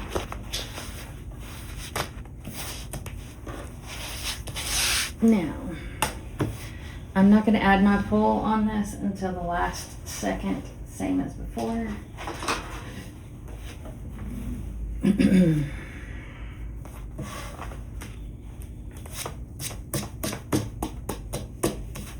I just feel like it comes out better when you don't. I'm going to try to avoid the tape. It might make my zipper wavy. It might not. But another thing with leather and these overlays, and why I said I don't do these on the exterior of bags anymore, is because this scenario where I'm sewing this edge and I'm flipping it out, I'm sewing it down again and doing the same thing on the opposite side, plus that stuff is going to be a lump with a thick thread, combined with the fact that we have no leather here except for our overlay. There's nothing backing it, and already, like, just if you run your finger across that, the difference, you can feel the ledge. It's going to get deeper once I put all those layers on that edge. So it might make it so funny. And I have ruined a million overlays doing that on the exterior of a bag, and sometimes on the interior, but mostly on the exterior, and therefore I no longer will do it. If y'all did not want to do the integrated zipper pocket back panel like I made on my exterior, then you can totally just use the full size panel measurement that I put in the pattern, and you can throw an overlay on it. You can contract some kind of a slip pocket, whatever you want to do. Make a 3D pocket, make 2 3D pockets. It's a pretty wide panel. You could do a lot to it. So anyway, enough of that. This is, you know what, let me just tape it. I'll just do it like I told y'all to do it. Follow your own instructions so the audience can watch you. So easiest way to do this is to tape it all. I just don't like the tape, and I feel like my machine doesn't like it, and I don't really notice a great improvement for not taping it. So that's why I was like, I don't really want to use a tape, but I'll do it for you. I'll do it. I'll do it for y'all. May or may not be of any assistance at all. So you want the top edge of your pocket lining piece aligned with the raw edge of your zipper, and try to center this as best you are able to so that your overlay can fit in it nicely. I'm gonna turn this because I cannot work at that crazy angle. That way everything will line up how it is supposed to line up. So that's our goal. That's what we're after. Have to have goals, right? All right. I just really hate it when a zipper gets wavy, and there's really no telling like what zipper's gonna wave, what zipper's not gonna wave. Sometimes it's the difference in the fabric. Sometimes it's the difference in the teeth. Sometimes it's some stuff I jacked up. So could be all that. All right. So we're gonna sew across this to baste it on here.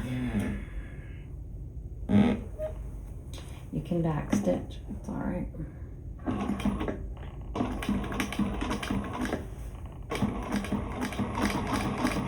And I'm not ever gonna pretend like I don't jack stuff up, because I do all the time.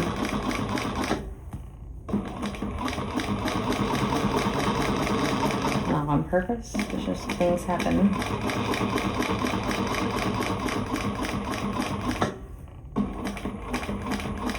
Luckily, this is sewing, not brain surgery, so it doesn't really matter that much. Like, this is not life and death, like my job. This is happy fun time. All right, got that down. Now we're gonna take our other lining piece, wherever I left that, over here, and we're gonna put tape on it, just like this. Same thing as whenever you did your other exterior zipper pocket. Let's see, this way,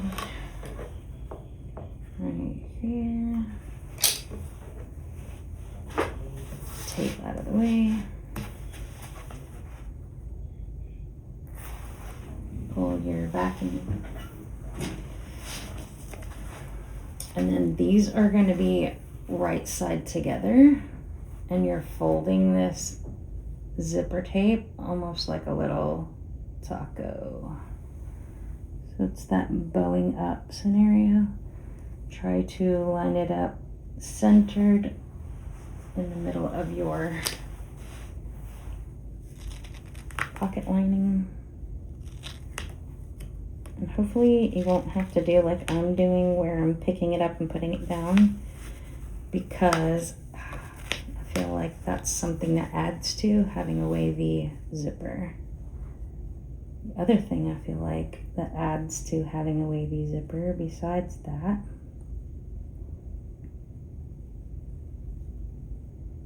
is having that pull on beforehand, because it makes that little funny bump because it's displacing the material. And yeah, but also that pick it up, put it down, don't pull it, don't twist it, don't tug it. It's like, it's now your precious. Okay, now we're gonna stitch. So you can see what I got going on here. So there's my little taco lining pieces right side together. We're gonna stitch on that unstitched edge, okay? And in a second, we're gonna bend all this stuff backwards on it. So it's gonna be awesome. I know you're like, what?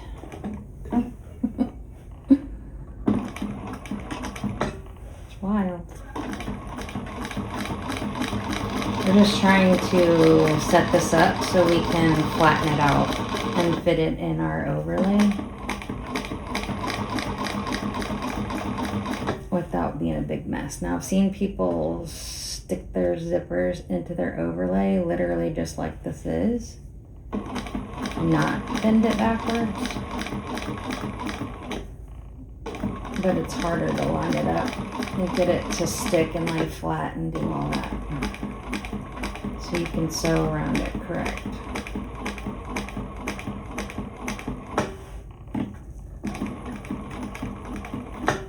So that's why we're gonna do our other little stitch thing to it.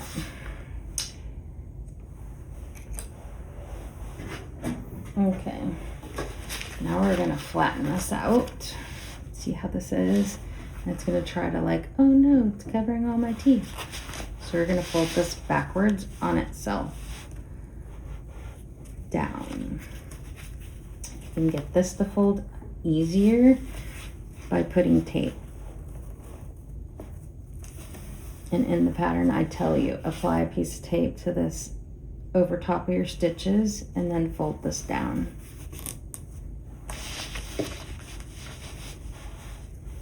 Same thing on your opposite side.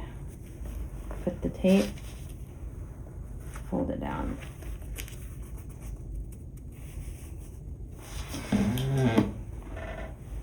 So let's do what I said to myself. Follow your instructions. I'm still like, I don't want to put the tape, but I told you to do it, so let's do what I told you to do.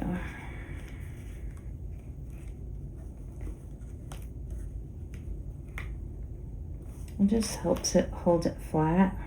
You can sew across that, holding it flat with your finger, with your stylet, with a flathead screwdriver, whatever. Make it work. Make your materials work for you. However you need to. You might want to keep an alcohol prep handy if this gums up your needle.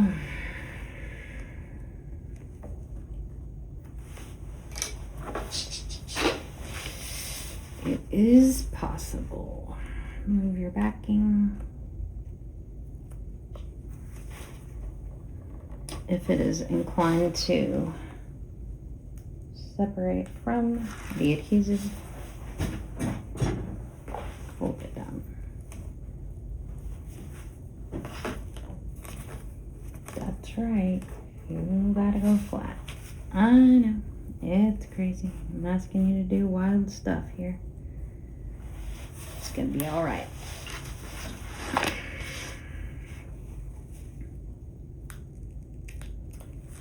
Something else, if you're using really thick thread right here, it's another thing that's going to add to that bump, ridge, cliff scenario I was talking about with the overlay.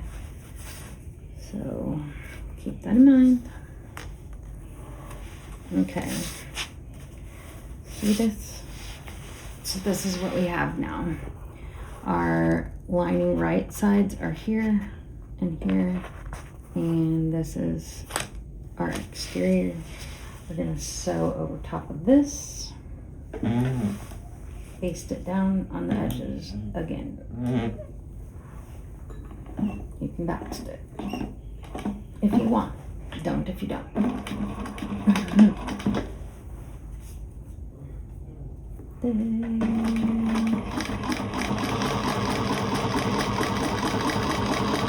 know, baby, I know, I can tell already.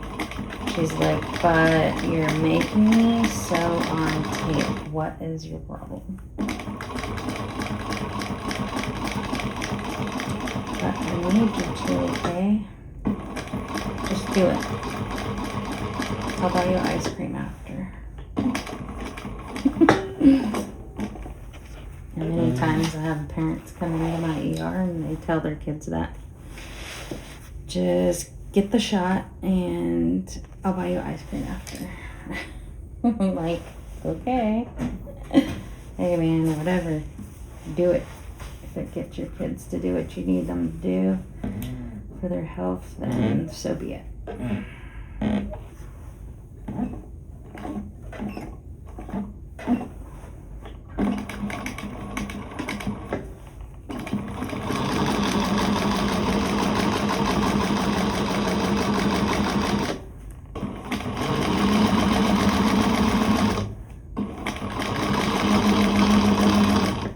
Doesn't 100% matter if it skips stitches here. I don't see that happening, but I can tell that there's a glob of goo on my needle. I need to clean that off.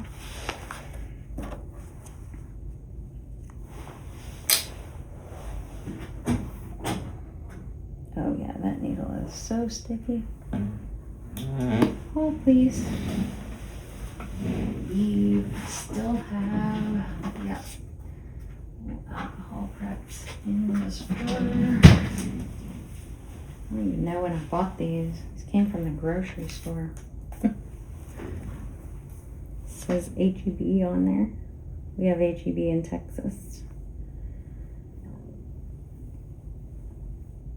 Their stores are amazing, but they're actually doing weird stuff now where they're mostly switching out like name brand products for HEB brand stuff. And it's kind of frustrating when you like a particular brand or something and then nope, all they have is the HEB brand. Which, not that their stuff is bad, but it's not Frito-Lay. You know what I'm saying? It's not the same. Alright, now we have to put our pull on. You want your pull to go on this in whatever direction you want your zipper to go. These are equidistant pieces, so it doesn't really matter. Just put your pull on. If you forget to put your pull on here, you're going to sew your pocket on without putting this pull on, and then you will not be able to get into your lovely zipper pocket because there is no pull to open and close it with. That's a tooth off. Pull it off with that.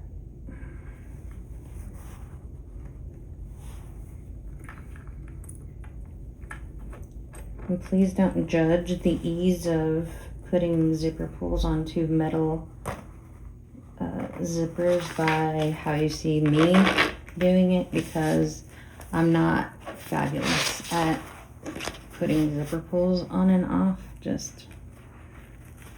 I'm not bad at it. I'm just not the guru. I'm not the one. You know what I'm saying? All right, now I'm eyeballing this to see like where are we gonna fall with our teeth and our overlay scenario. It didn't stretch too badly, so I think we should be okay. Now notice this.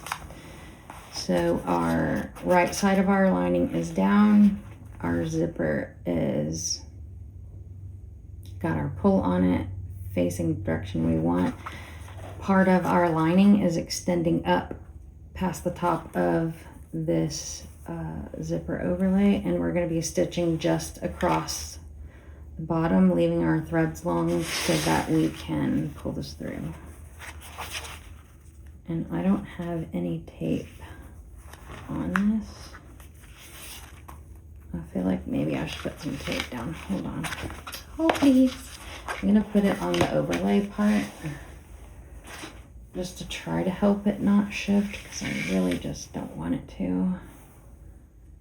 But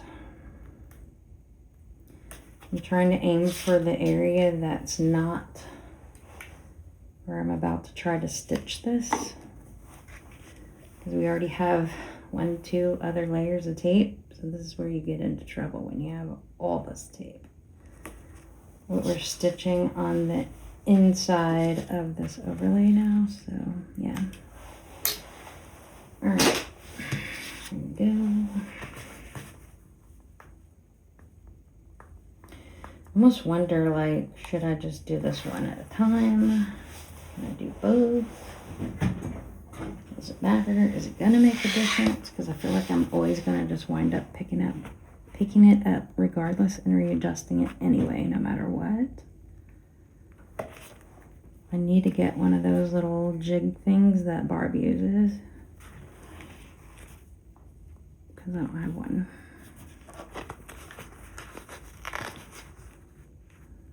And I'm always just trying to like eyeball it. And I'm sure that it's not as straight as it could be if I was not eyeballing.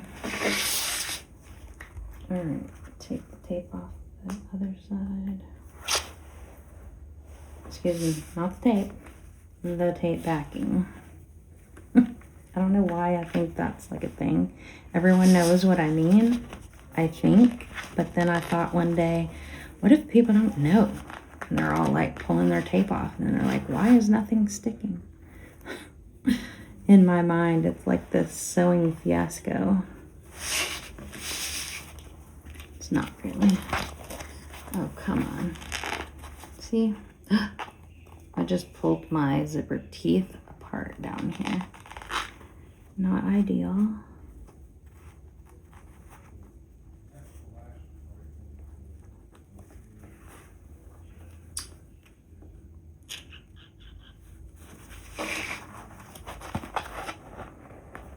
Sorry, I just want to try to mitigate some of how crazy this is going to be when it's finished. Also, that is going to bother me that those are pulled off, so I'm going to put it back. You're like, this video is never going to end. It will end.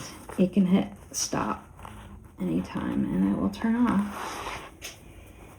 You can fast forward past my crazy, and that's okay. I understand. I've done it. I do it. I will do it. Again, I'm sure. But you need to see what happens also. I'm not going to show you all of my drama. It's not a lot, but there is some. Okay, better. Good grief, Tam. Fix your crazy. See what I'm saying about, oh, I need to make sure that I don't pull these off, the tape off, and then I feel like, but I'm going to redo it anyway. So silly.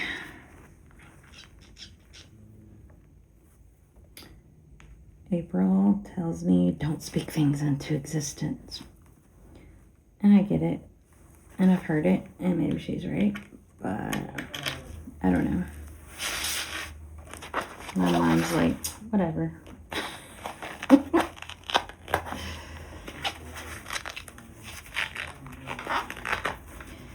I swear that phone and those conversations have not stopped all day, and I am very sorry, y'all, if you're hearing this like low-key mumbling, talking out loud on the speakerphone scenario in the background of this, but I have no other time to do it or other place to do it for y'all.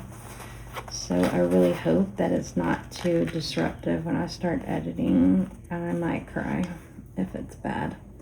Because I already did one of these videos for y'all, and the audio was in some weird slow motion mode. Okay, I think let's stop playing with it.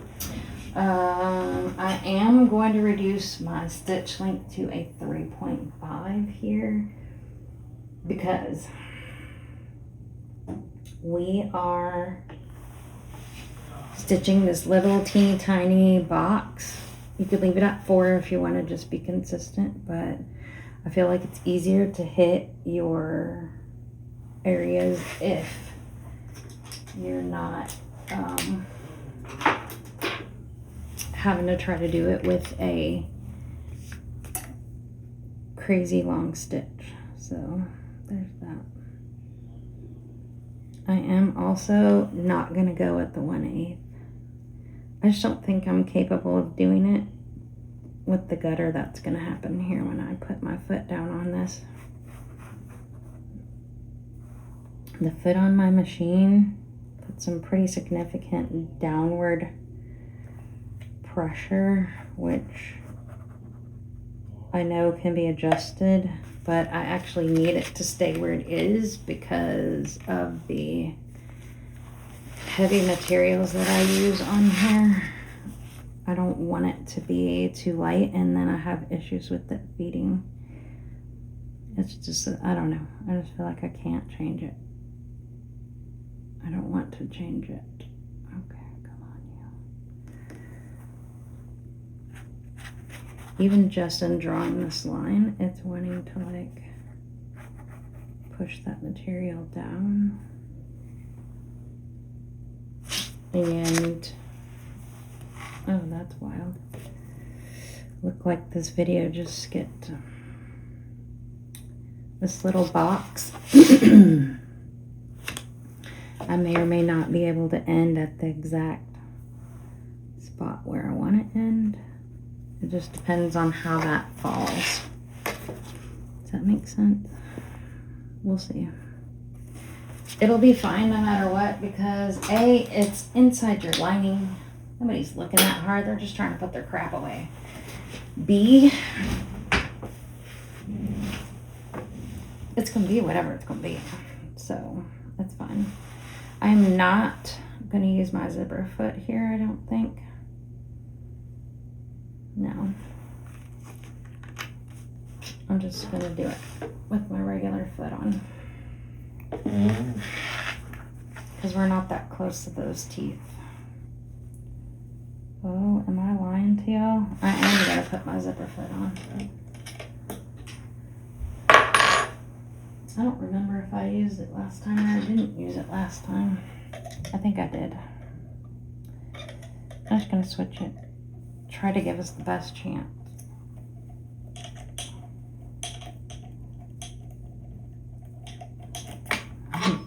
It's like when you're in that team meeting and that one person, like they're trying to wrap up the meeting, and then there's this one guy and he's like, yeah, but what about la la la, and it gets like this whole long span of whatever jogged up and started again, and you're like, oh, the meeting's not over now, thanks a lot. Same thing. I'm putting my zipper foot on. Sorry, I'm that guy in the meeting. Okay, long thread, pulling it through to the back. We're just stitching straight across here and stopping at the end where we think we want to stop, okay? Hold your threads. Try to catch your line if you can catch it. If your leather will let you.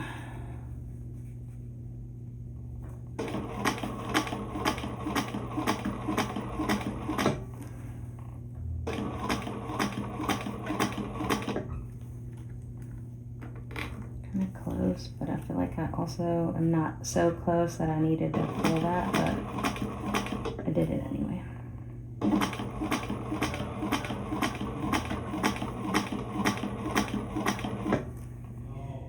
Say a little prayer for you.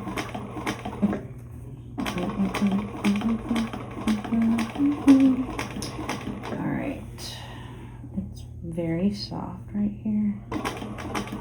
It is wanting to rumple up a little bit. I did not skive my overlay, by the way.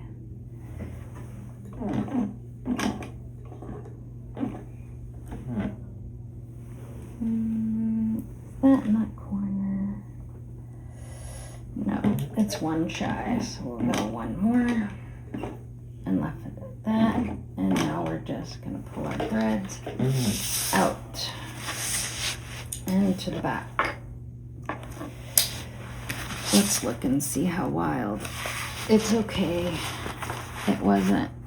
It's not gonna win a contest, but it isn't trash. All right. Do a stitching contest. Not entering. I don't have that many years of my life to try to get something perfect for a judge that's probably been sewing for like 700 years. So that's a no. But kudos if you do it and you do win. I'm proud of you.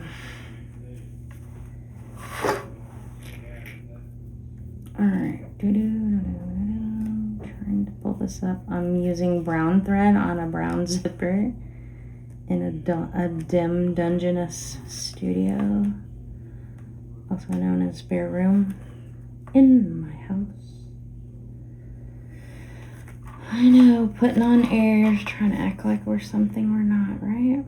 This is my studio. I don't care what you say.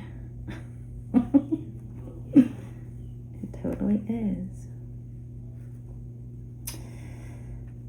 And one day it'll be bigger.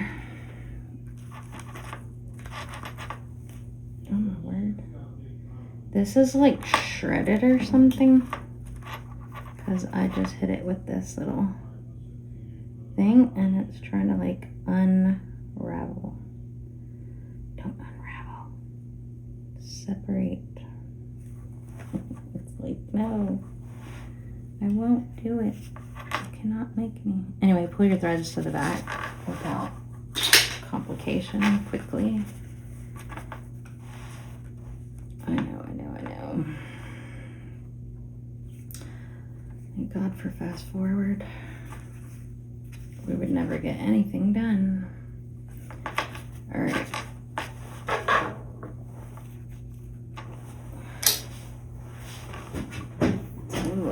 Shreddy devil. Right now we're taking that upper panel that we had before and we're pulling him down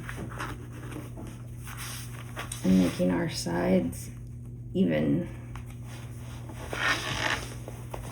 just like that. And now we're gonna stitch along the side, across the top, and across the other side. That's what we're doing. That's how it's going down. Okay, and we're leaving our threads long so we can pull them to the back.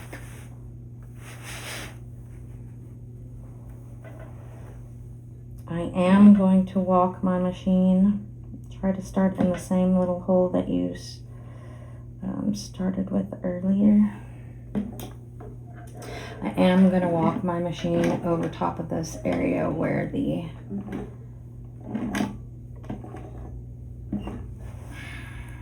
zipper teeth are.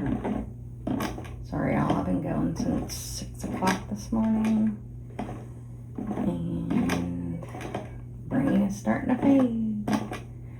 Might have to postpone top stitching till tomorrow. Y'all might have stuff to do. Okay. That's why I love YouTube so much, because you can just pause it and be like, I'll be back. It's awesome. Plus it's alive. You can watch it later if they save it for you.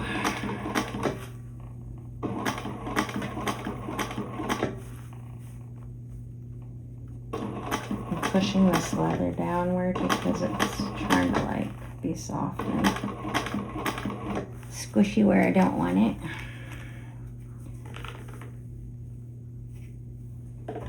Okay, number one. Needle needs to be down. There.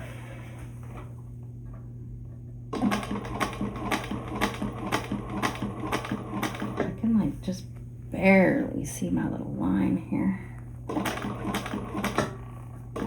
That silver pen doesn't like writing on this shiny, slippery leather surface. It's not as it's not the same as like a patent leather, but it's shiny for sure. Okay, let's take a look here. Yep, I think we are good. And same thing, walking though. So we're in the danger zone. Walk it, walk it, walk it, walk it. They make an excellent drink. It's called a Tawaka lemon drop. I think it's vodka, I'm pretty sure. It is worthy of your palate. Okay, I'm trying to get into my little hole here. Alright, that's it. Pull it out. And I'm holding, see what I'm telling you? I was holding my little stitch so I know which one goes where. Pull that up. And to the back. So now on the back of your lining pocket, you have this funky little of stitches. That's what you're supposed to have. There's other ways to do this, by the way. I was trying to devise another way, actually, just specifically because of the whole leather cliff scenario that I told you about earlier. It works, but I wasn't in love with it, and I was like, this is too complicated for people. It's just a little crazy. So we will leave that on the drawing board for another day, or a smarter brain than what I possess. Either one, or both. Definitely another day. Okay, don't split your stitches with your little thingy. I like straight cannot see this well. I think my contacts are dirty.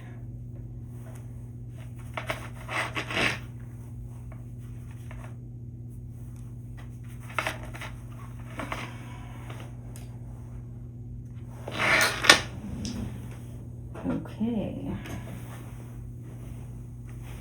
So now I'm noticing this got stitched a little crazy actually.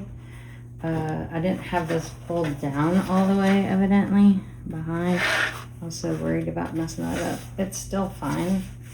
It's just crooked. We'll straighten that out and trim it off, and nobody will know. I am going to, well, they'll know now because they're going to see it in our little video. But yeah, make sure you pull it all the way down. Don't do like I just did and make it silly. I'm just literally gonna clip this upwards.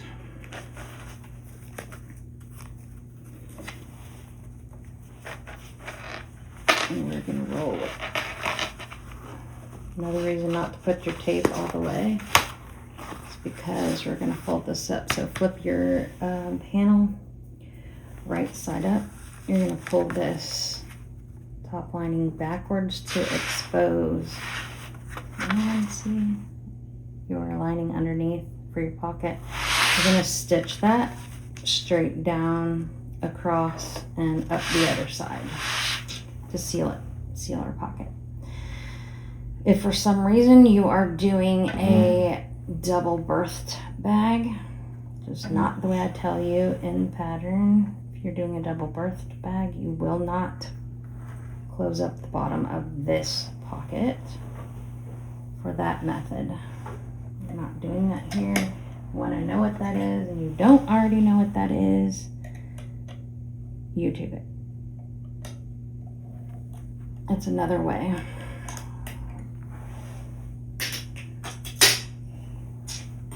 "78 ways to solve a problem."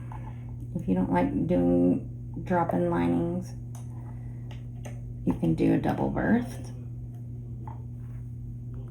And you leave that whole big bottom lining open, and then you do the whole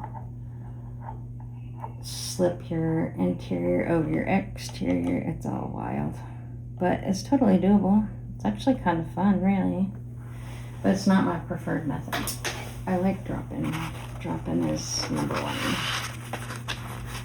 Double berthed would be my second, I think. All right, we're gonna close this up.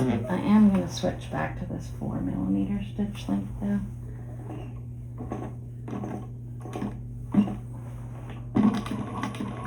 You can back stitch.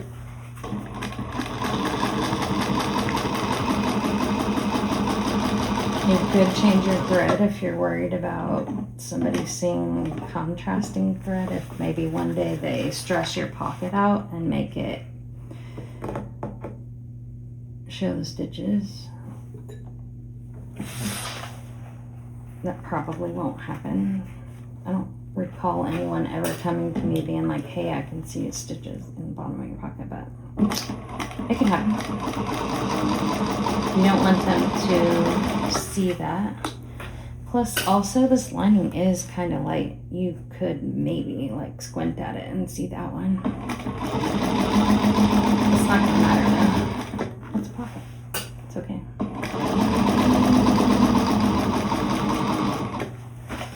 Let's take a look how far up we have. All right, it's a little bit further. Go here, so. And up the side. Back stitch up the end. I don't like this also for leather because of this whole let me fold the overlay back thing, because it kind of puts a little crease right there. But it's alright. See how it does your overlay where it's like creasing that up?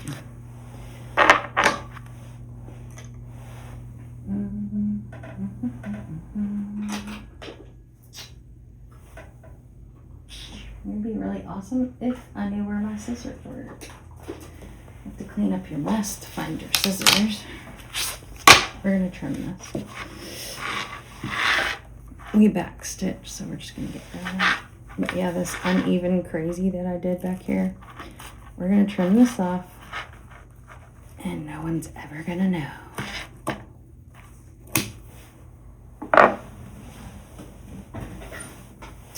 Except y'all don't tell my secrets, okay? Don't tell. Put it in the vault. And this, we can just snip it, just because it's kind of long and bulky a little bit. Could leave it. It's not going to hurt anything. Just extra material. Okay, there's the back. Here's the front. Now let's see. I'm gonna look at these stitches a little bit closer on the ends, just to make sure.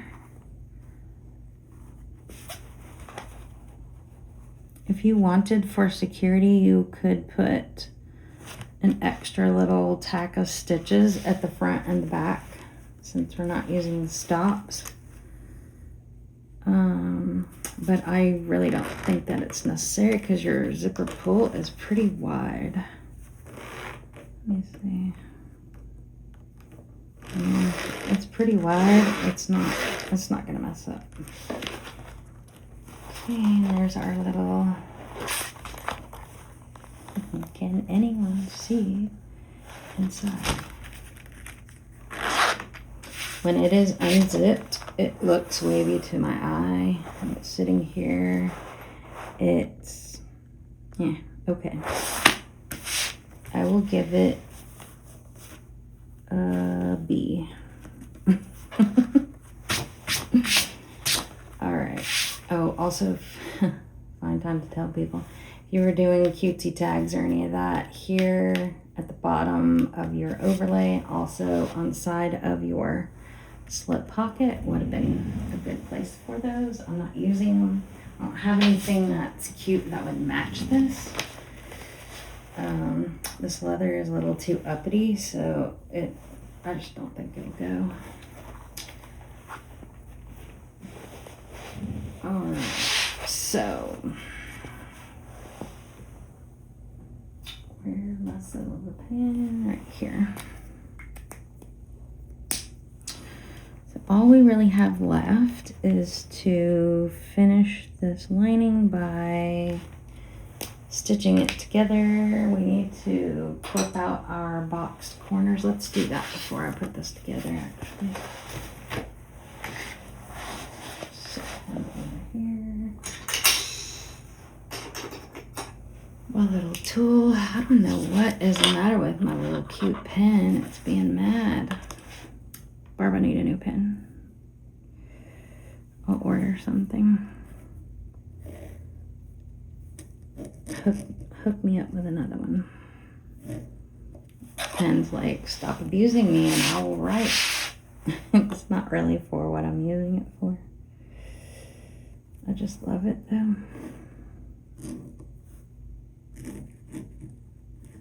Okay.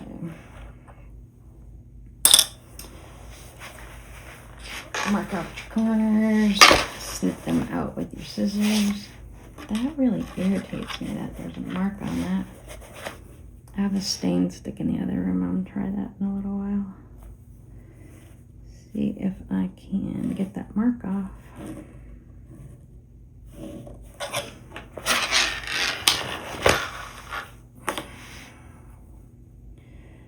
To my eyes, it's glaringly obvious. To y'all, you probably don't super see it, but you might see it.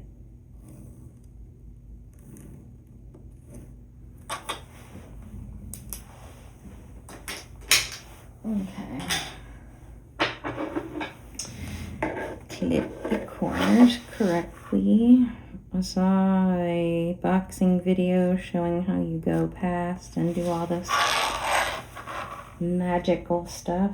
I don't use that method, but I would probably have better box corners if I did. Not sure about using it on a leather exterior, but I think you could totally do it, probably. I think Okla Roots. I want to say I saw something on her, one of her videos. If it wasn't you, I'm sorry. If it was you, awesome. If you're the rightful person of that, I'm also sorry. I want to say the video was like better box bottoms.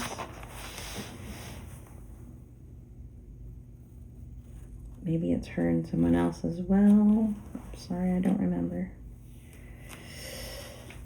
There's a lot of sewing content out there, yeah. I'm very grateful if you have chosen to watch this for any period of time. I just want to, I don't know, give something that furthers. Furthers? Is that a word? I don't think that's the proper word.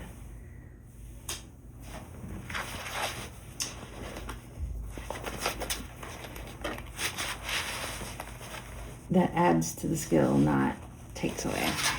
Okay, so now back to this. We are with our front panel face up. Our previously applied zipper placket section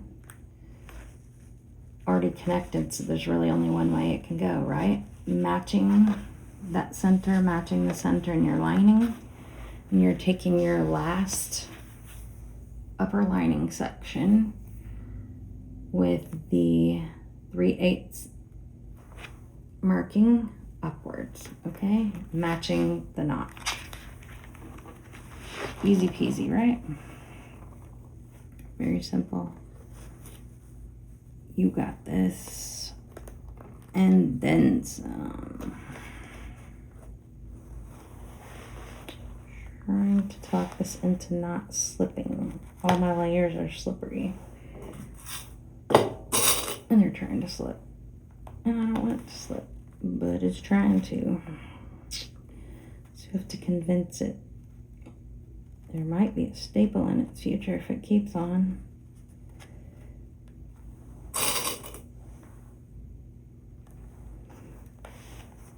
Might do it anyway.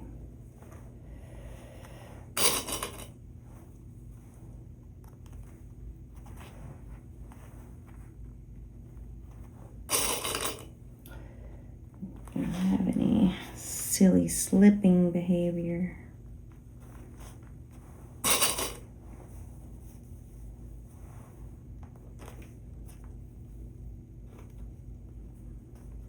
And here.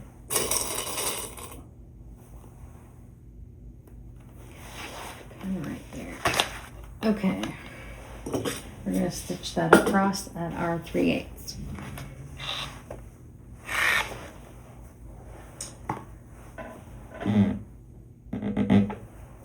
Stitch length of 4.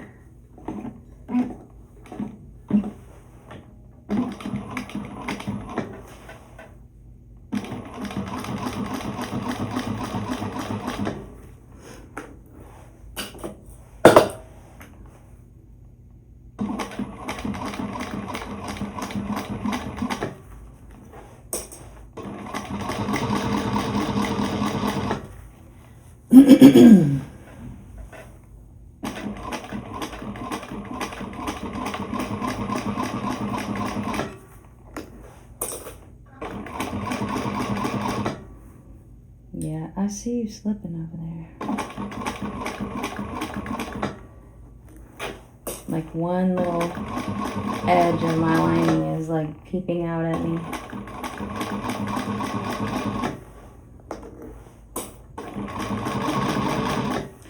It's like that person you just had that sense about, but you didn't listen to yourself, and then like later they mess up and you're like, I knew it.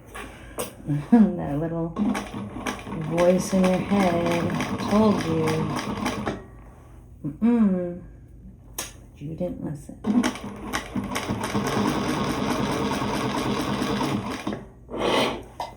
Listen to that voice, y'all.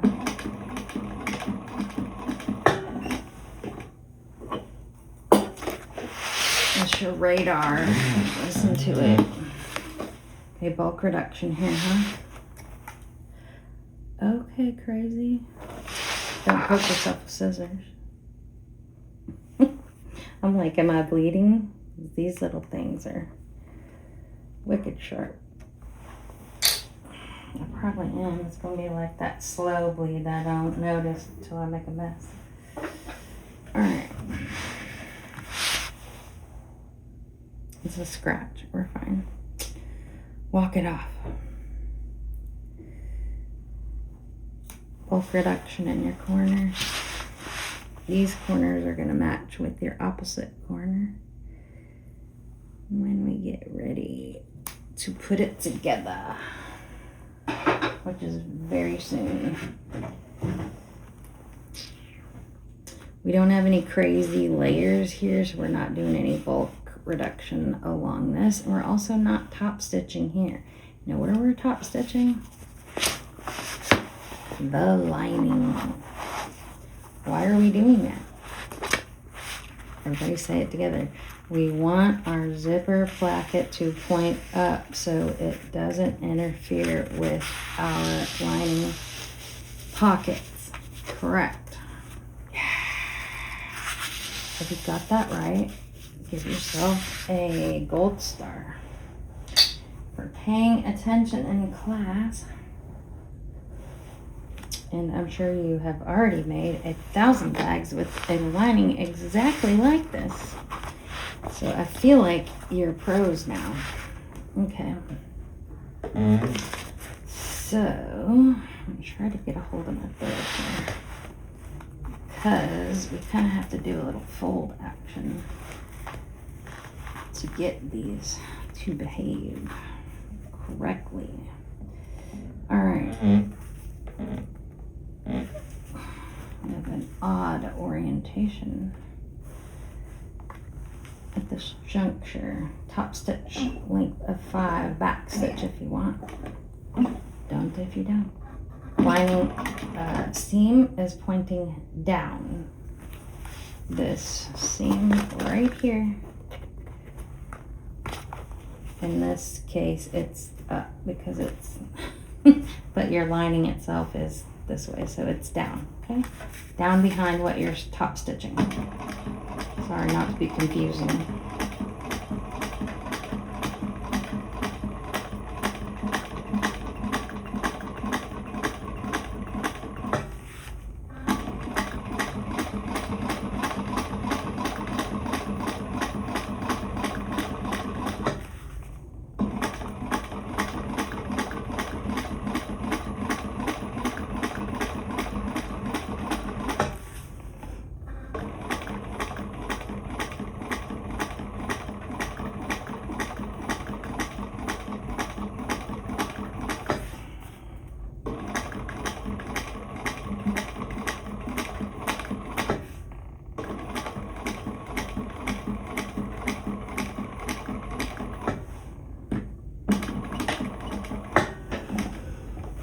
Okay, let's see. Looks pretty good. Have anything extending? Again, that tiniest little edge over here. It's not even an eighth. I'm gonna trim that because this all needs to be even, Steven. Your name is Steven and that annoys you, I apologize. Alright, just snip it off. Okay? I just want everything to be matchy-matchy when we need it to be matchy-matchy. Alright. The lining. I hear people talking about having linings that are super tight and all of this. This lining is not that. It's not crazy baggy, but it's not super tight. So it is normal. If you want it to be more exaggerated than that, you can shave some depth off, you can stitch it at a tighter seam allowance, you can do the taper up down thing, all that. Utilize whatever technique you wish to make your lining as tight as you want it to. It's never going to be like how some leather products are laid out and the lining is literally stitched directly to the panel itself. It's never going to be that tight. So if that's what you have in mind, you're going to have to construct your bag different because it's not going to work out like that. All right.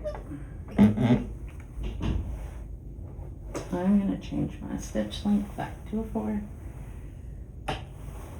and stitch at the 3/8, okay?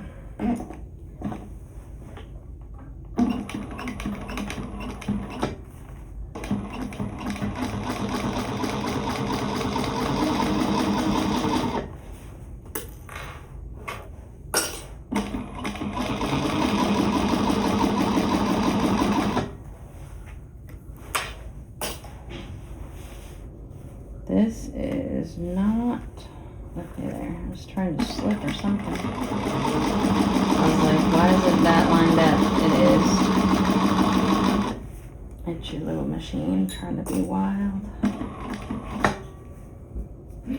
No, it's these. Material's trying to be wild. Y'all better behave.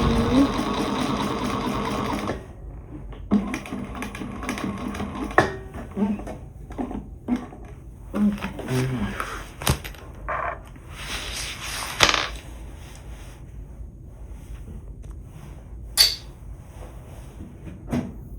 Now, same thing on these upper lining areas. You want to try to match these because you're going to see that inside your bag when you look at the upper seam where your lining comes together.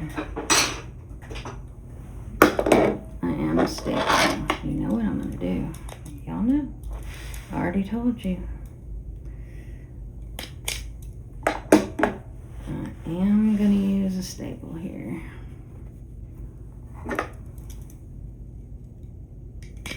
Also on my upper lining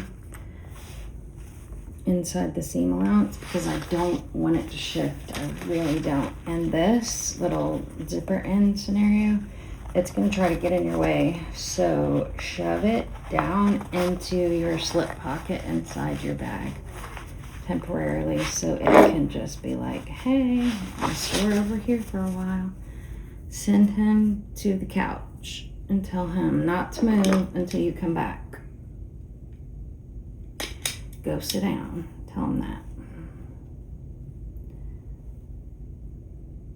Alright, and here. Okay.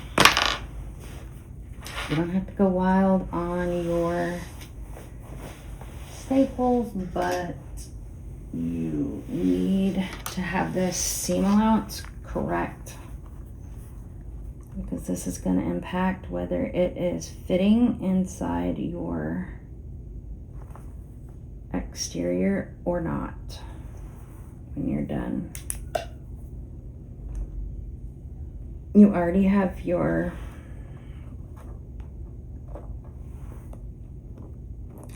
upper seam allowance on that upper lining drawn on there because you drew your guidelines because you're trying to sew this as accurately as possible. This pen, behave. Oh my word. It's because I'm videoing, I swear. I know that's what it is. Alright, anyway, straight down, okay? This is another area where it's very important that you stitch all the way off the edge so your stitches do not try to pull when you fold. So when you do your back stitch, go one stitch off and then come back. So you don't have to go back and re-stitch like I had to do earlier.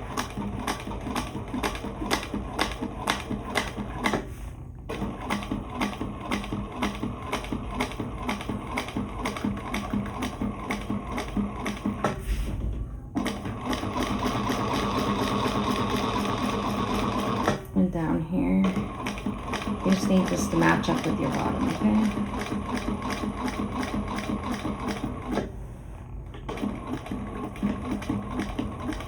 So your corner comes out nice.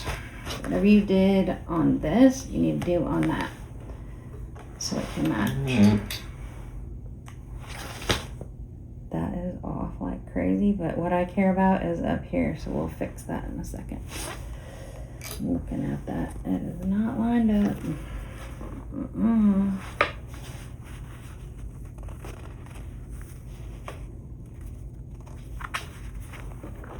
Because I'm trying to play God over here in this corner. I know what you're up to. I need to control you so you don't mess my bag up.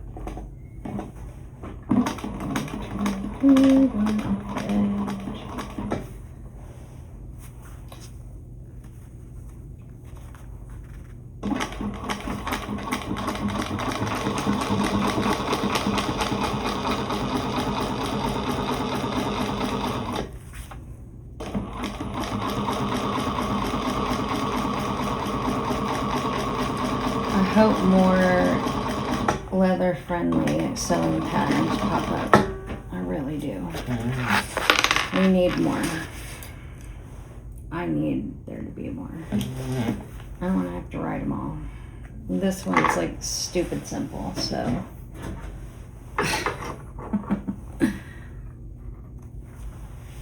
Not that there's anything wrong with that. I like simple. You don't have to make everything ultra complicated. It can just look nice, and it's fine. Alright, I'm going to take these staples out on the edges where I'm not trimming. Well, whatever, there's 4. We'll just take them out.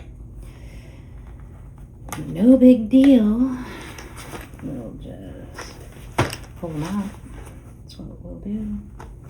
We're going to do our funny little trim tape fold thing, okay? Same as your exterior. So if you don't feel like watching that again, you don't have to. We're going to box our corners, trim, tape fold. That's the order of operations. I am going to unzip my zipper placket here. I don't know why that's being like that. Did I get tape somewhere? I may, in fact, have put that a scotch too close, but it's not horrible. It's just tight because it's new. That's what we're going to say.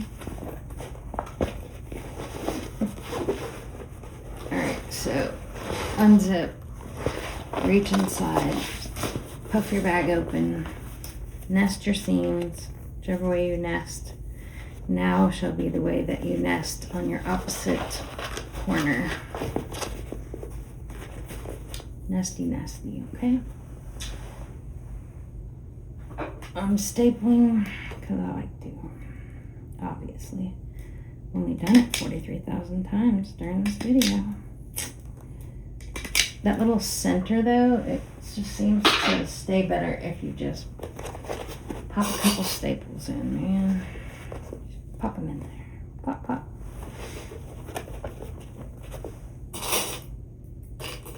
You can clip. Sometimes they slip though. Sometimes those clips like to slip. Now I know I'm getting tired because I'm rhyming stuff. So okay, we're nearly done. But I'm not just flatten out over here. I'm not having a bunch of craziness. Make sure that's good and flat in there.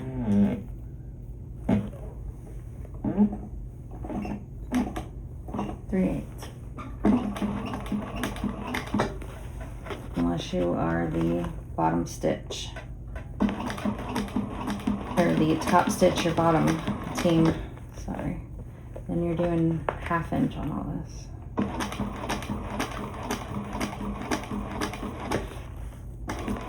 I know. Wow.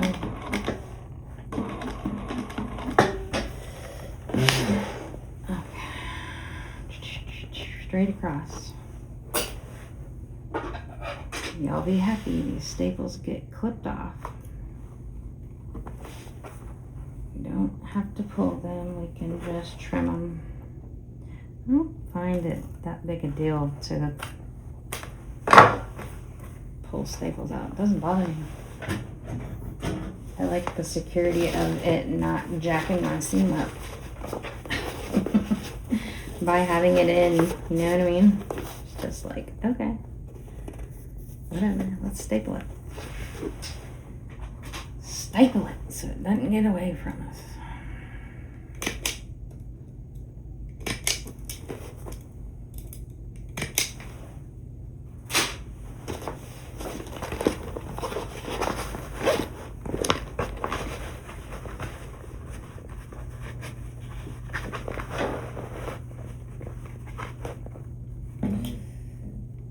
Something else that I feel like YouTube has skewed people's perception of, and I'm not blaming YouTube for anything, please don't misunderstand what I'm saying.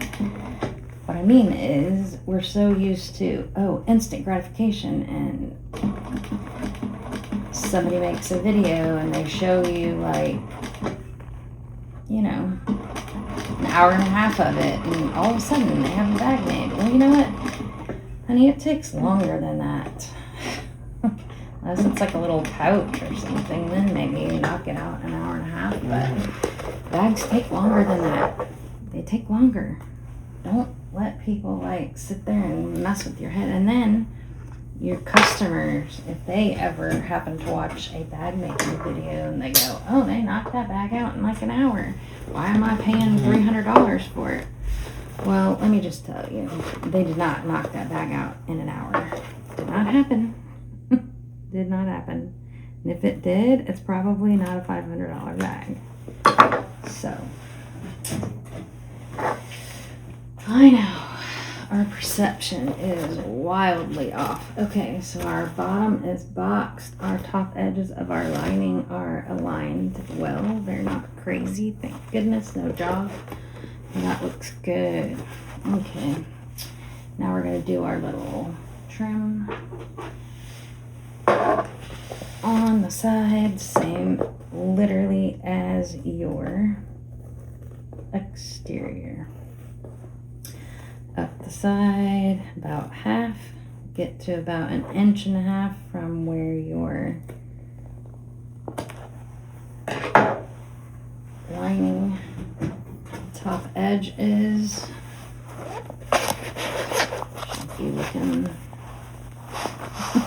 Need to like zoom this out. Yeah, zoom it out, Tam. Stop being crazy and having this all up on top of you. Like that. I was trying to make it so you guys could actually see what the heck I'm doing, not just have it super far out. Snip, snip in, just like I told you before. So you're putting little snips in here, okay? 1, 2, and we're making our little triangles up and up. Diagonal to the left towards your clip, pull out your piece, do it to the middle section, pull out your piece, and top section. Same thing, don't cut your stitches, be careful, but get rid of that bulk. We don't want it. Oh, we got saw teeth. Now let's do our opposite side. Once you do this like 1,000 times, you're going to be like, oh, this is nothing. You probably already have done it 1,000 times, maybe. You've been making bags very long, you've probably done it. I wasn't trying to make some mystical, non-existent, ever completely 100% new technique bag here. Just trying to employ what we have learned that benefits bags to be constructed out of leather or thicker material so that we can have a good time when we're trying to sew and not be angry because we wasted a bunch of time and money making something that ultimately doesn't look nice, or we had to fight with it the whole time, which I have had to do, and I don't like fighting with it. Also had to rewrite techniques for myself to make them workable for what I'm trying to do, because I have literally like changed all the seam allowances in something because somebody wrote it so that it could be 1/4 inch seam allowances all the way through. Well, that's fabulous if you're making it out of fabric or super lightweight vinyl or something. Leather, under zero circumstances, wants to fold 1/4 inch ever. Just doesn't want to do it. You might talk it into it if you get it like razor thin where you can fold it over like paper, but then the odds of you perforating it with a sewing machine needle, pretty high. So new, just not a thing. But yeah, I really wanted to make some things, and I got in the pattern and I was like, oh my goodness, I have to turn this wrong side out and then turn it wrong side out again and ball it up into a wad and sew it all with little tiny seam allowances, and my materials are super thick and I didn't reduce any of the bulk in any of my seams, and now my machine is just like super angry and breaking needles and just don't do that to yourself. Don't do that to your equipment. Look for patterns that are appropriate to what it is that you are wanting to achieve with the materials that you want to make them with. Find designers that do the techniques that you know are going to work for what you're trying to achieve. And now I pretty much have, I feel like, a very sound understanding of what that is. Okay, remember when I told y'all earlier about if that doesn't hold, I'm gonna have to put an extra little piece of tape on the corner of this, because I kind of have a blob of thread or something that's blocking my tape. It's not letting it catch. So I need to tape it better. I'm just gonna put it literally over top of what I already had. I think I just put it on there at a weird angle or something. There. I want these to catch. Remember, when you are folding this over, folding from the middle of that area outwards, rather than trying to take it from the very top edge of your seam, because it puts too much stress on those stitches and it's going to cause an effect that you do not want. So don't do it.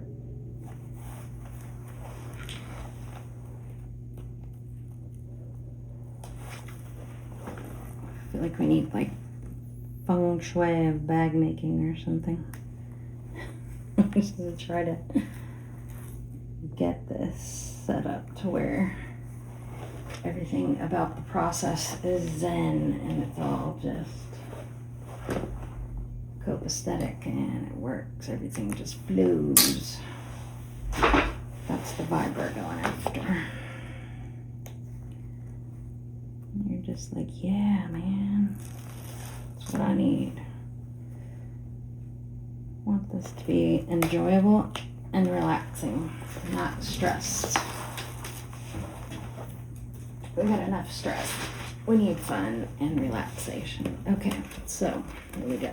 I'm just gonna do our mid fold here on this seam. When we put these seams together between our drop-in lining and our exterior, we are going to nest them just ever so slightly. I mean, ever so slightly.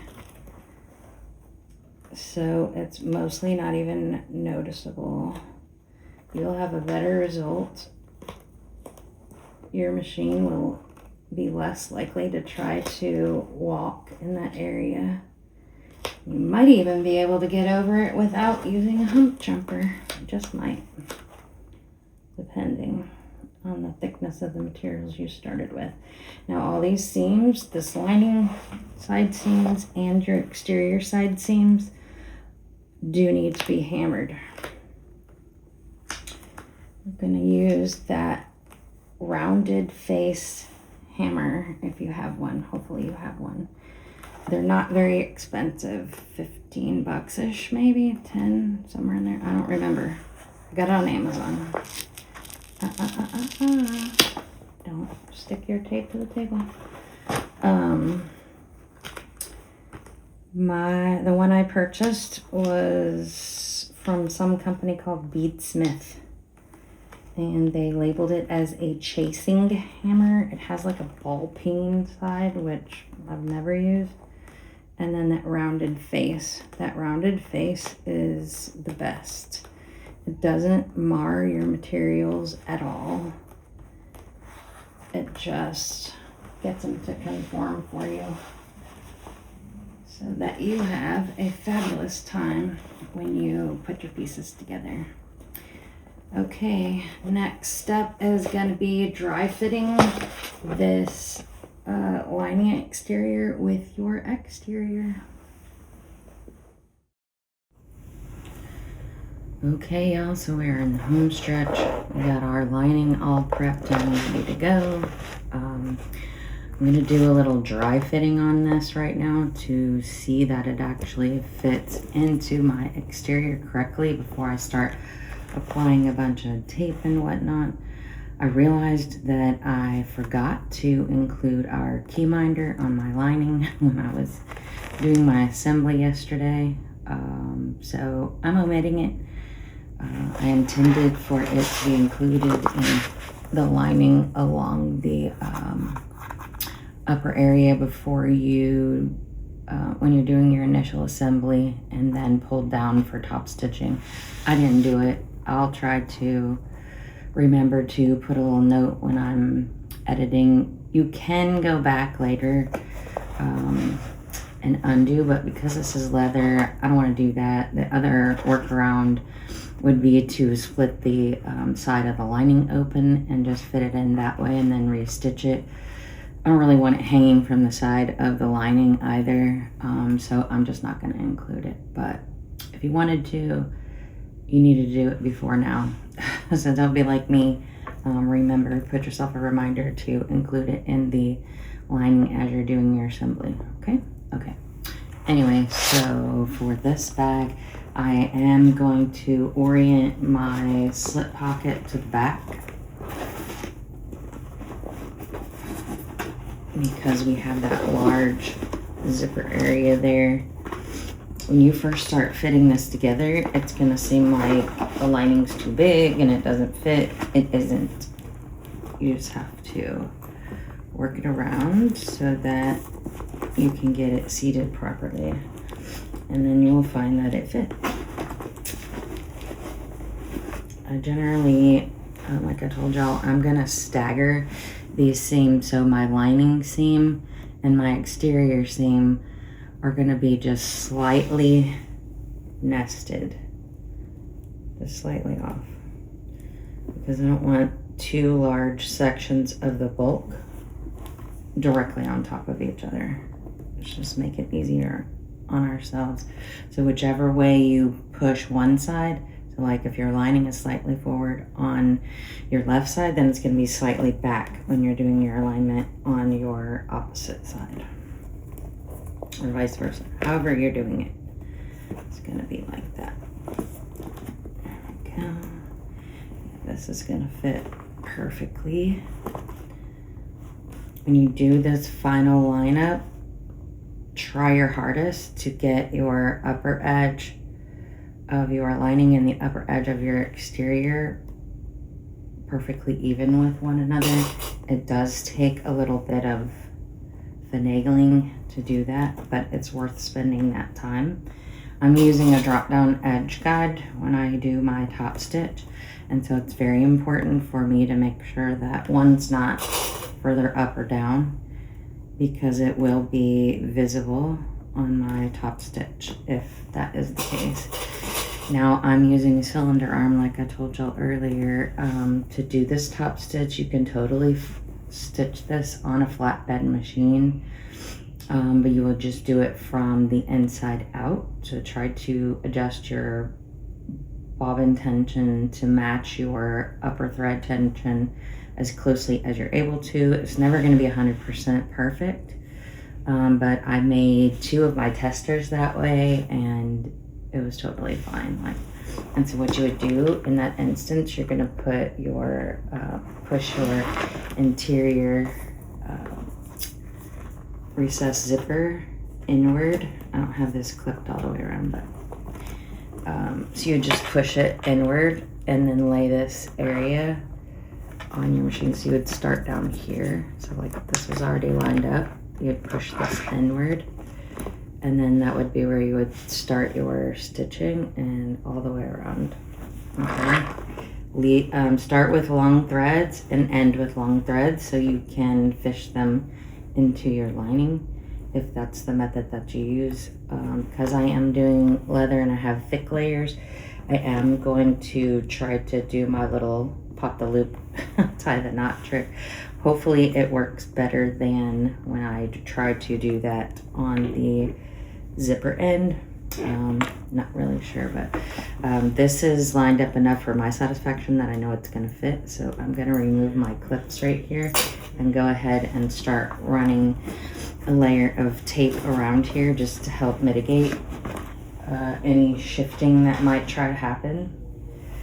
The tape that I'm using is the Hyper Stick, that is the 1/2 inch width, and I'm putting this tape outside of the area where we are going to top stitch, so about 3/8 inch down from my upper edge all the way around. I just want these two layers to be able to grab onto one another, but I don't want that extra tape where we're gonna stitch. So you can omit this step if you just don't want to, but I really find that I have better results when I do it.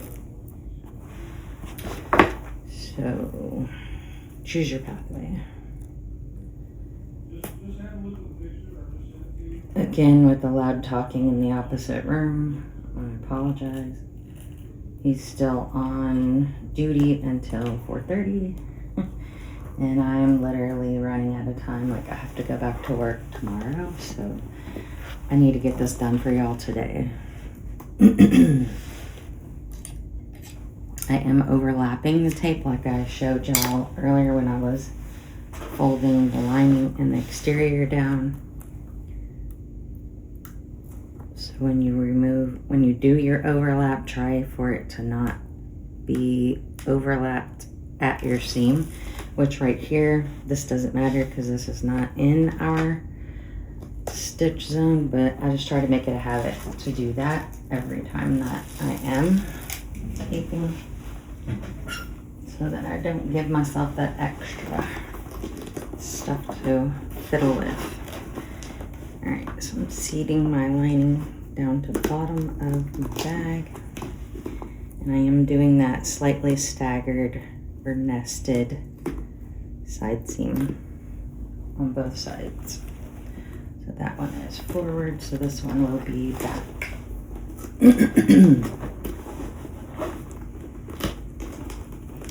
We have some Saharan dust over us, so I apologize for the throat clearing and whatnot, but it's not really great to breathe. And I don't even have a lung condition, so imagine for the folks that do.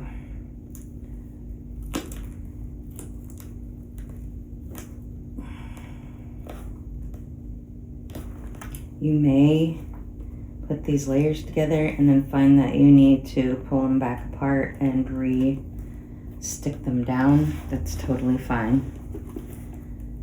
Do whatever you need to do to get them to align in a way in which is proper and correct. You might want to use your clips as well as you're going, or when you're done, or both. Put all your tools to work so that you get the best alignment.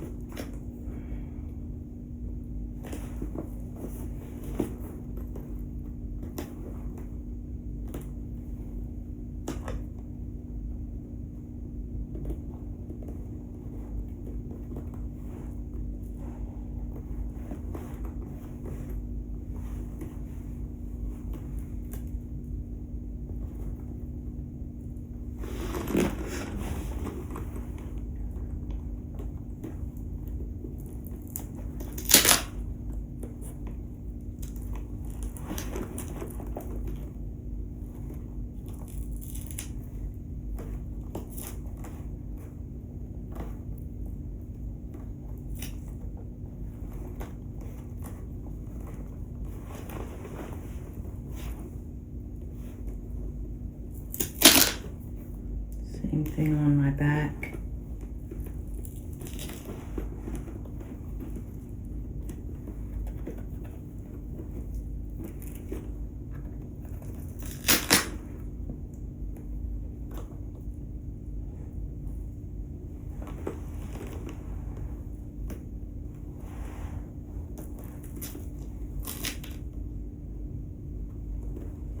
There's the creepy weird sound.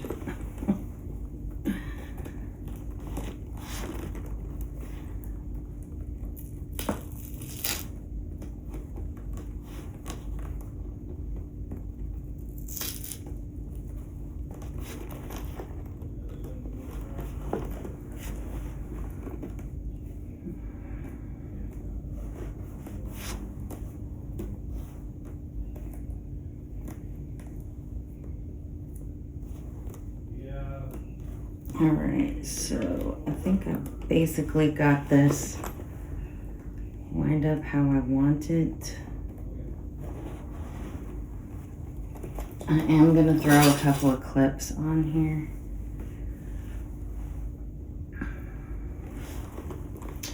And we'll see how Persephone feels about sewing this bag for us today. Persephone is my cylinder arm. Sometimes she's fickle and she doesn't want to. So it's possible we could have to fiddle with her. So I'm trying to think and talk at the same time. It's a bad combo.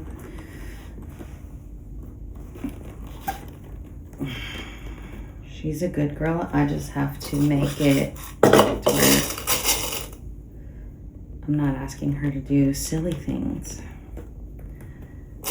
Like walk over giant lumps of stuff. Make sure that you've hammered. I don't know if I said that. Please let me have said that. Make sure that you have hammered your upper aligning seam and your upper exterior seam on these edges before you fit these pieces together.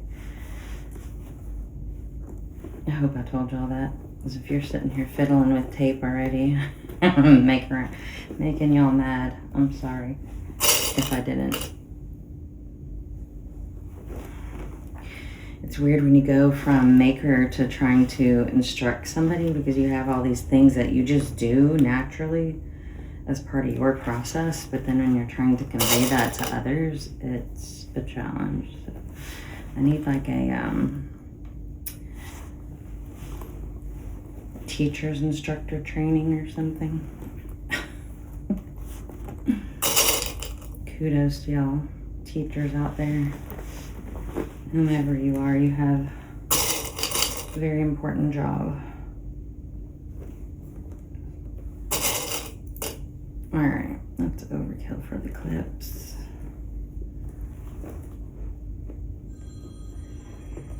I'm going to turn this video off and set y'all up over here by my machine. Also, my husband's on another incessantly loud call. I don't have multiple spools, so I have to move them whenever I need to. I typically start on the back side of my bag and not at the area where we may or may not have to make the machine jump with the hump jumper or any of that. So somewhere in here, yeah, I'm using a 5mm stitch length, or stitch number 5. I still have failed to look up and see, is that really a millimeter or what is it?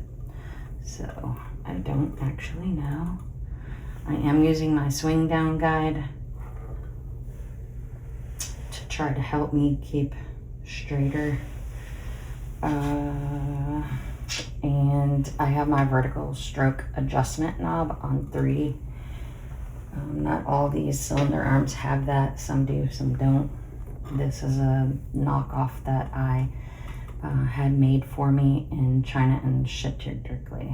Okay, let's see how she does. Hopefully we get through it without any casualties. We'll find out. Also, let me actually put the foot down. I forgot to do that one day. It was hilarious.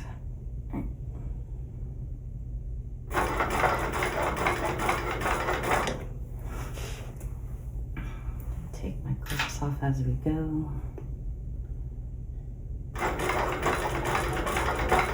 I'm hoping the tape is enough to keep our layers from trying to shift, but I don't know because I did do quite a few readjustments on it, so it might not have, it might not be sticking super well because of what I did.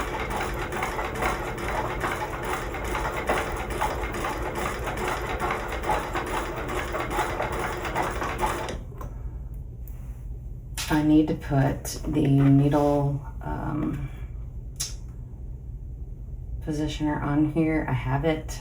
I just have not installed it. I think you have to do something to the little inner wheel to make it like, I think you have to shave it down or something. I don't know. I watched a video. It was freaking me out and I was like, I'll wait. So it doesn't have it. All right, now we're getting closer to that area. So I do have a hump jumper. It's super fancy. I have a plastic one someplace. I lost it. I don't know. It's in some of my stuff somewhere. But yeah, hopefully we don't need it. We'll see. I really tried to hammer my side seams well. Of a granite countertop. You could use a granite block too. Just need something that's super solid without it having a lot of bounce to it. It seems like it's gonna go over it without too much crazy, so we'll just keep going and pray as we do it.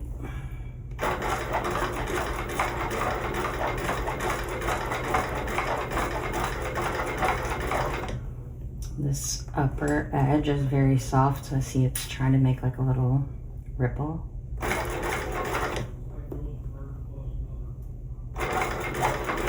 And of course it's across the front of my bag, so it might mess our stitching up. I'm hoping that it doesn't, but we'll see. Never know until you get done and really look at it. And you're like, did that work? Is it messed up? Did I do it? So yeah, a little nerve-wracking for sure. Our next step after this, if we don't destroy our bag top stitching it, is going to be to punch the holes in our straps and get those secured. So we'll see. And yes, I've destroyed bags after doing all that work to make them get to the top stitch, and you just tear it up. It's happened. So don't feel bad if that happened. I mean, do feel bad. Of course you're gonna feel bad. You can't not feel bad. But you're not the only one. Just know you are not alone in your struggle. It happens. Yeah, that leather's like trying to be wrinkly. All right, now we're getting close to our end. I want to try to end this in my same hole if possible. Let me just see here. Where are we? Are we?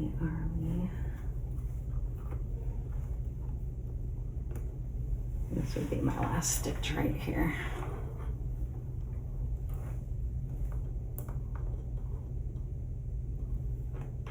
I'm trying to cheat and eyeball, but without moving it. I'm not asking much, am I? All right, pull those studs out long.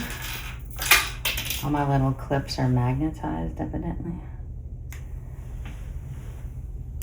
Let's see what we did to you. Are you angry? Did we do it? Looked like it tried to short step a couple little stitches right here, but it's not bad. And same thing on the other corner, so yeah. We got lucky. She did good. I don't know if y'all can see. Or not. Alright, I'm gonna move you back to my table so we can work on the straps, okay? Okay, so next thing we need to do is work on our straps. I'm just gonna tuck my threads in for right now. I'm not gonna bore y'all with trying to secure those. You can use a long needle and fish it in between your layers and pull it through your lining and then snip it that way. Or you can do like I was failing to show y'all earlier and pull a loop up, make a knot, and then pull that knot in through with your opposite thread so that you can seat it between your thicker layers and then snip off the end and burn it that way. There's a lot of things you can do.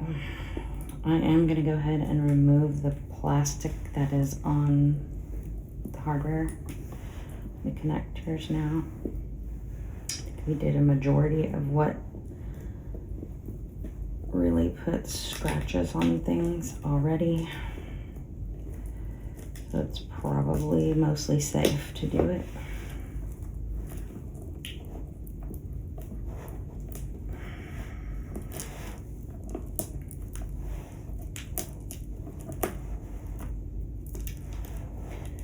Stuff's really like clingy. It's like cling wrap, but it's thick.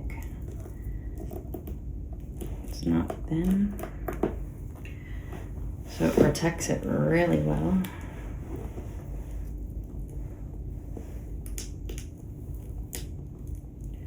I kind of wish all the hardware were protected like this when you buy it.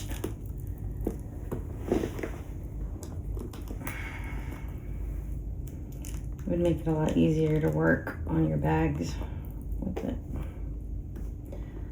still on there protecting. You don't have to be careful and pay attention to what you're doing. You just focus on your making and not your hardware. Of course, this one's like, you know, I'm not coming off of here. I kind of like it here. There's no adhesive on this, thank goodness. If there were, I just don't know. You'd be spending your life getting glue off.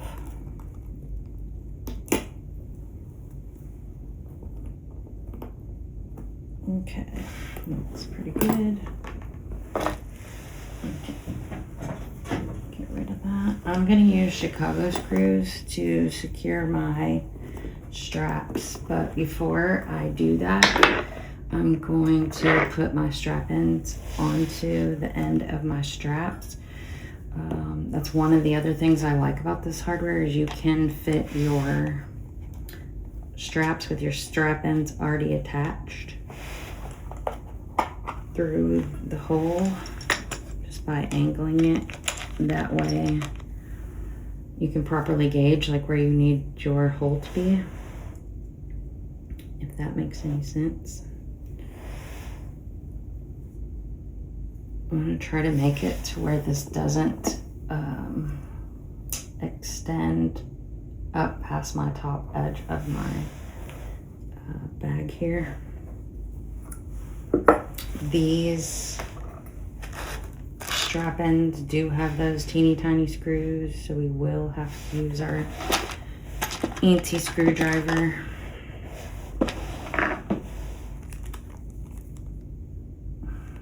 It's weird. So I have two little baggies with screws in them. I'm not sure which one is the correct one. They look like they're the same. So we need 8.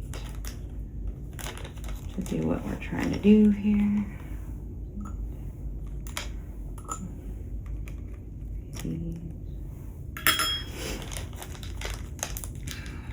Feel free to fast forward if you don't want to be bored by putting this together.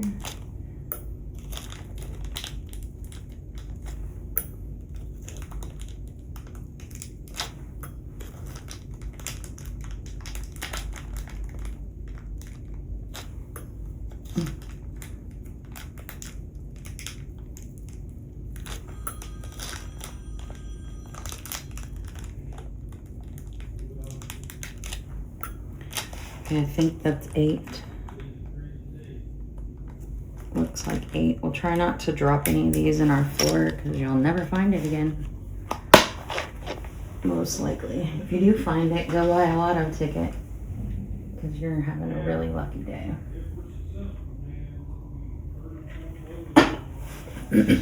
Alright, so we're going to take our little screwdriver.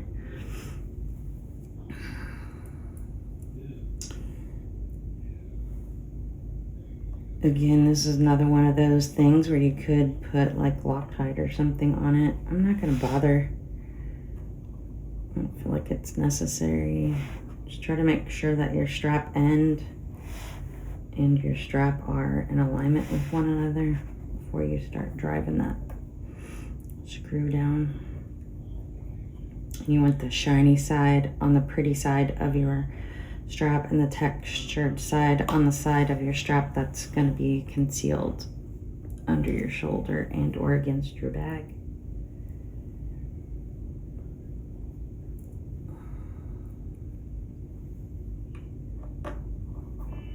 So it's going to go in through that little hole.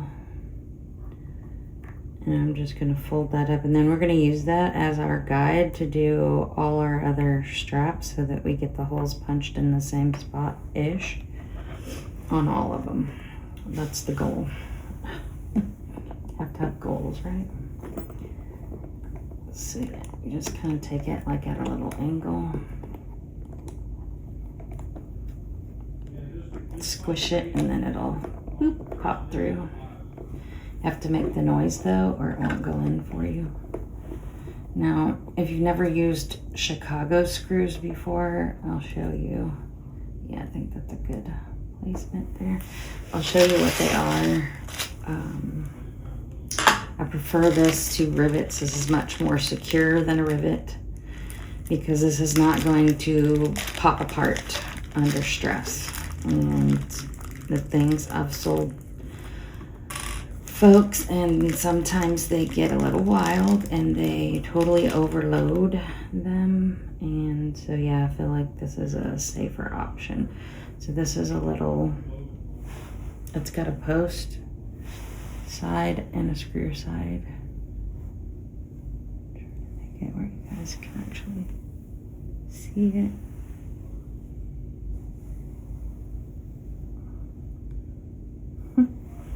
No. Here. I'm having to use my phone as my camera, so sorry for that, y'all. Anyway, these just screw together the back side. Oh, that's like the blurriest picture ever. Now it's like, no, I'm not gonna focus ever again.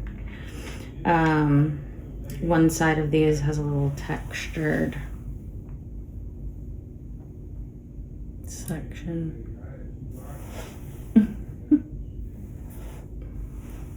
I can't show you. I'm so sorry.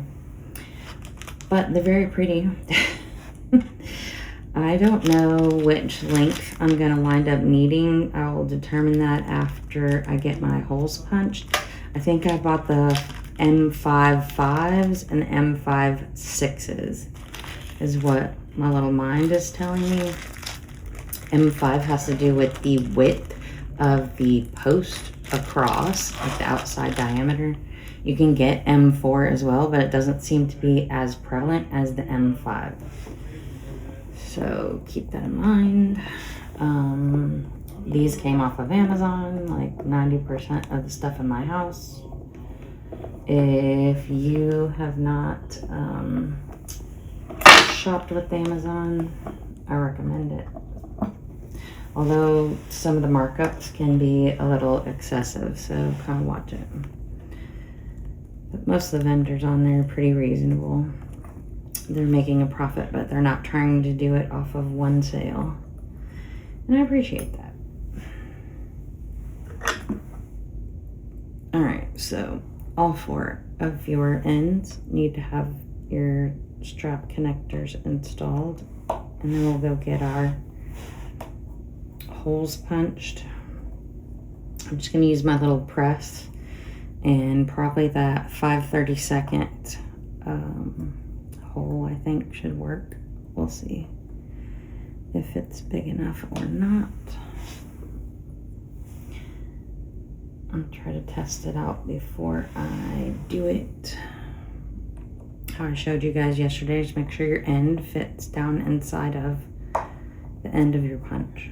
If it does, you're golden and you'll get a good hole punch. If it doesn't, then you need to go up on your size. Okay? Alright, so I'm going to stop this while he's jabbing. Okay, y'all, so the home stretch here.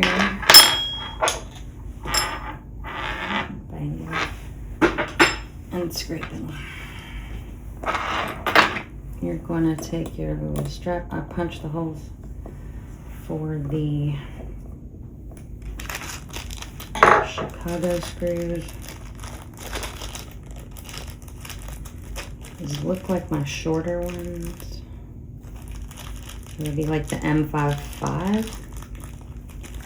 That's what my mind says. Or you can just use rivets if you want, but I feel like this is more secure.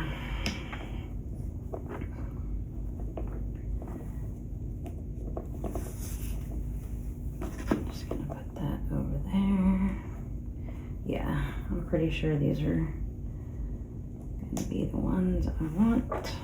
These are brass though. And all my hardware, like I said, was the electroplated nickel. So over time, they might tarnish. So your customer might have to like clean them just to get them. It's no big deal, just rub them with some of the brass though, but yeah. I wish I had all brass end caps and strap connectors, but they just don't make any that are cute out of brass. Same thing, you can do your, isn't that pretty? You can do your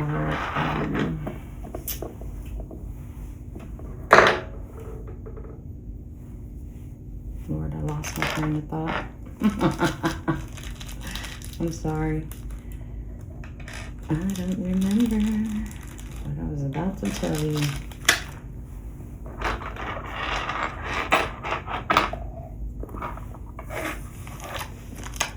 Evidently, I was about to tell y'all a lie or something. That's what my granny used to say. If you can't remember, it's because you was about to lie.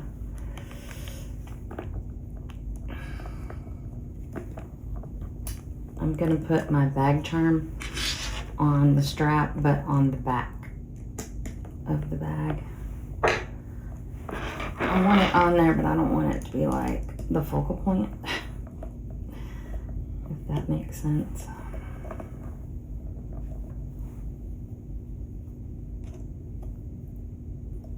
One thing I wish about these is that they had a screw that was a Phillips rather than a flathead. Oh, what I meant to say is y'all can put your Loctite or whatever you're using to keep this from ever coming apart. I like the fact that you can unscrew it, because then you can change out your strap, say if it's too short or too long or whatever. Maybe it needs maintenance one day.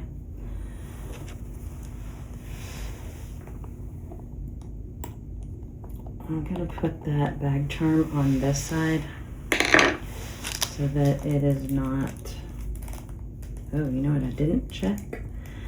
I didn't check to see if my D-ring will fit on the strap with the strap end already on there. Might have to take that part back off if it doesn't.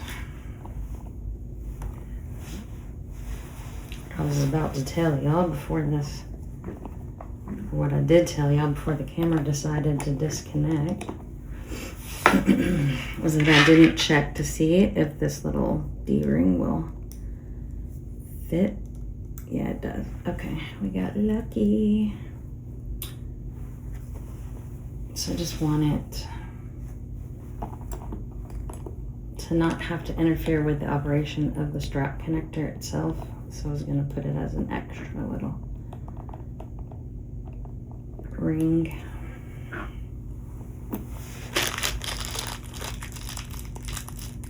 I don't know why this camera was just like, nope, not broadcasting.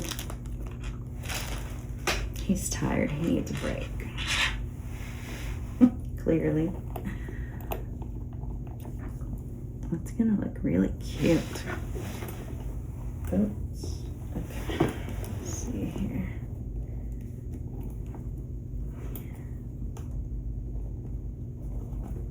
I might have to use that longer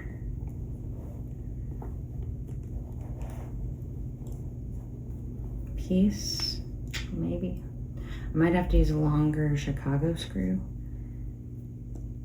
with the extra thickness I just added. Let me see if it'll go together, if I need to use a longer one. We have a longer one. If we have to, we can do that. I just don't want it, yeah, okay, it's fine. I just don't want it to like have to stick up. Weird.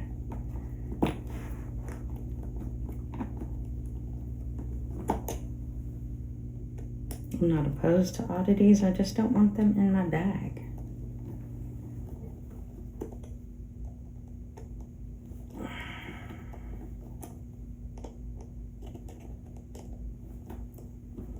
Right now I have the pattern stating 30 inches long for your strap connector.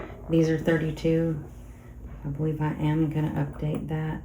It'll be updated on the website before y'all purchase, so don't worry, I'm gonna fix it. I feel like a strap length is something kind of personal to either your customer or yourself. So it's hard to just tell you, make it this long. But that's just me. Or I don't know, maybe it's not just me. Maybe other people think the same. Hard to say. Okay, almost done with this. This bag looks beautiful. I'm very happy with how it came out.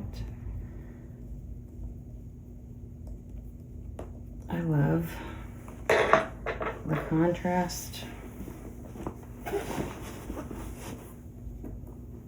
Just gonna tuck my little thread stash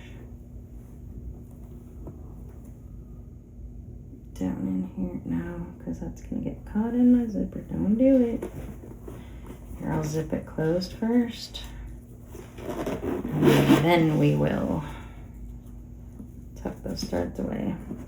I'll go fix those in just a minute, but right now I'm too excited to work a needle because I want to see how this looks before I do that. This one little thread's like, I'm not going down in there. Silly thread. Oh yeah. That's a gorgeous bag. Your customers are gonna love it. You will love it if you're making it for yourself. It's beautiful. Let me back up so you can see her. The bag. I'll take this outside and get a proper video clip for y'all and put it on the trailer of this video. So you can see it's a beautiful bag. It's a nice pattern. It's an easy pattern. Go check it out. This is the April Rene by me, Texas Design, out of Magnolia, Texas. All right, thanks y'all.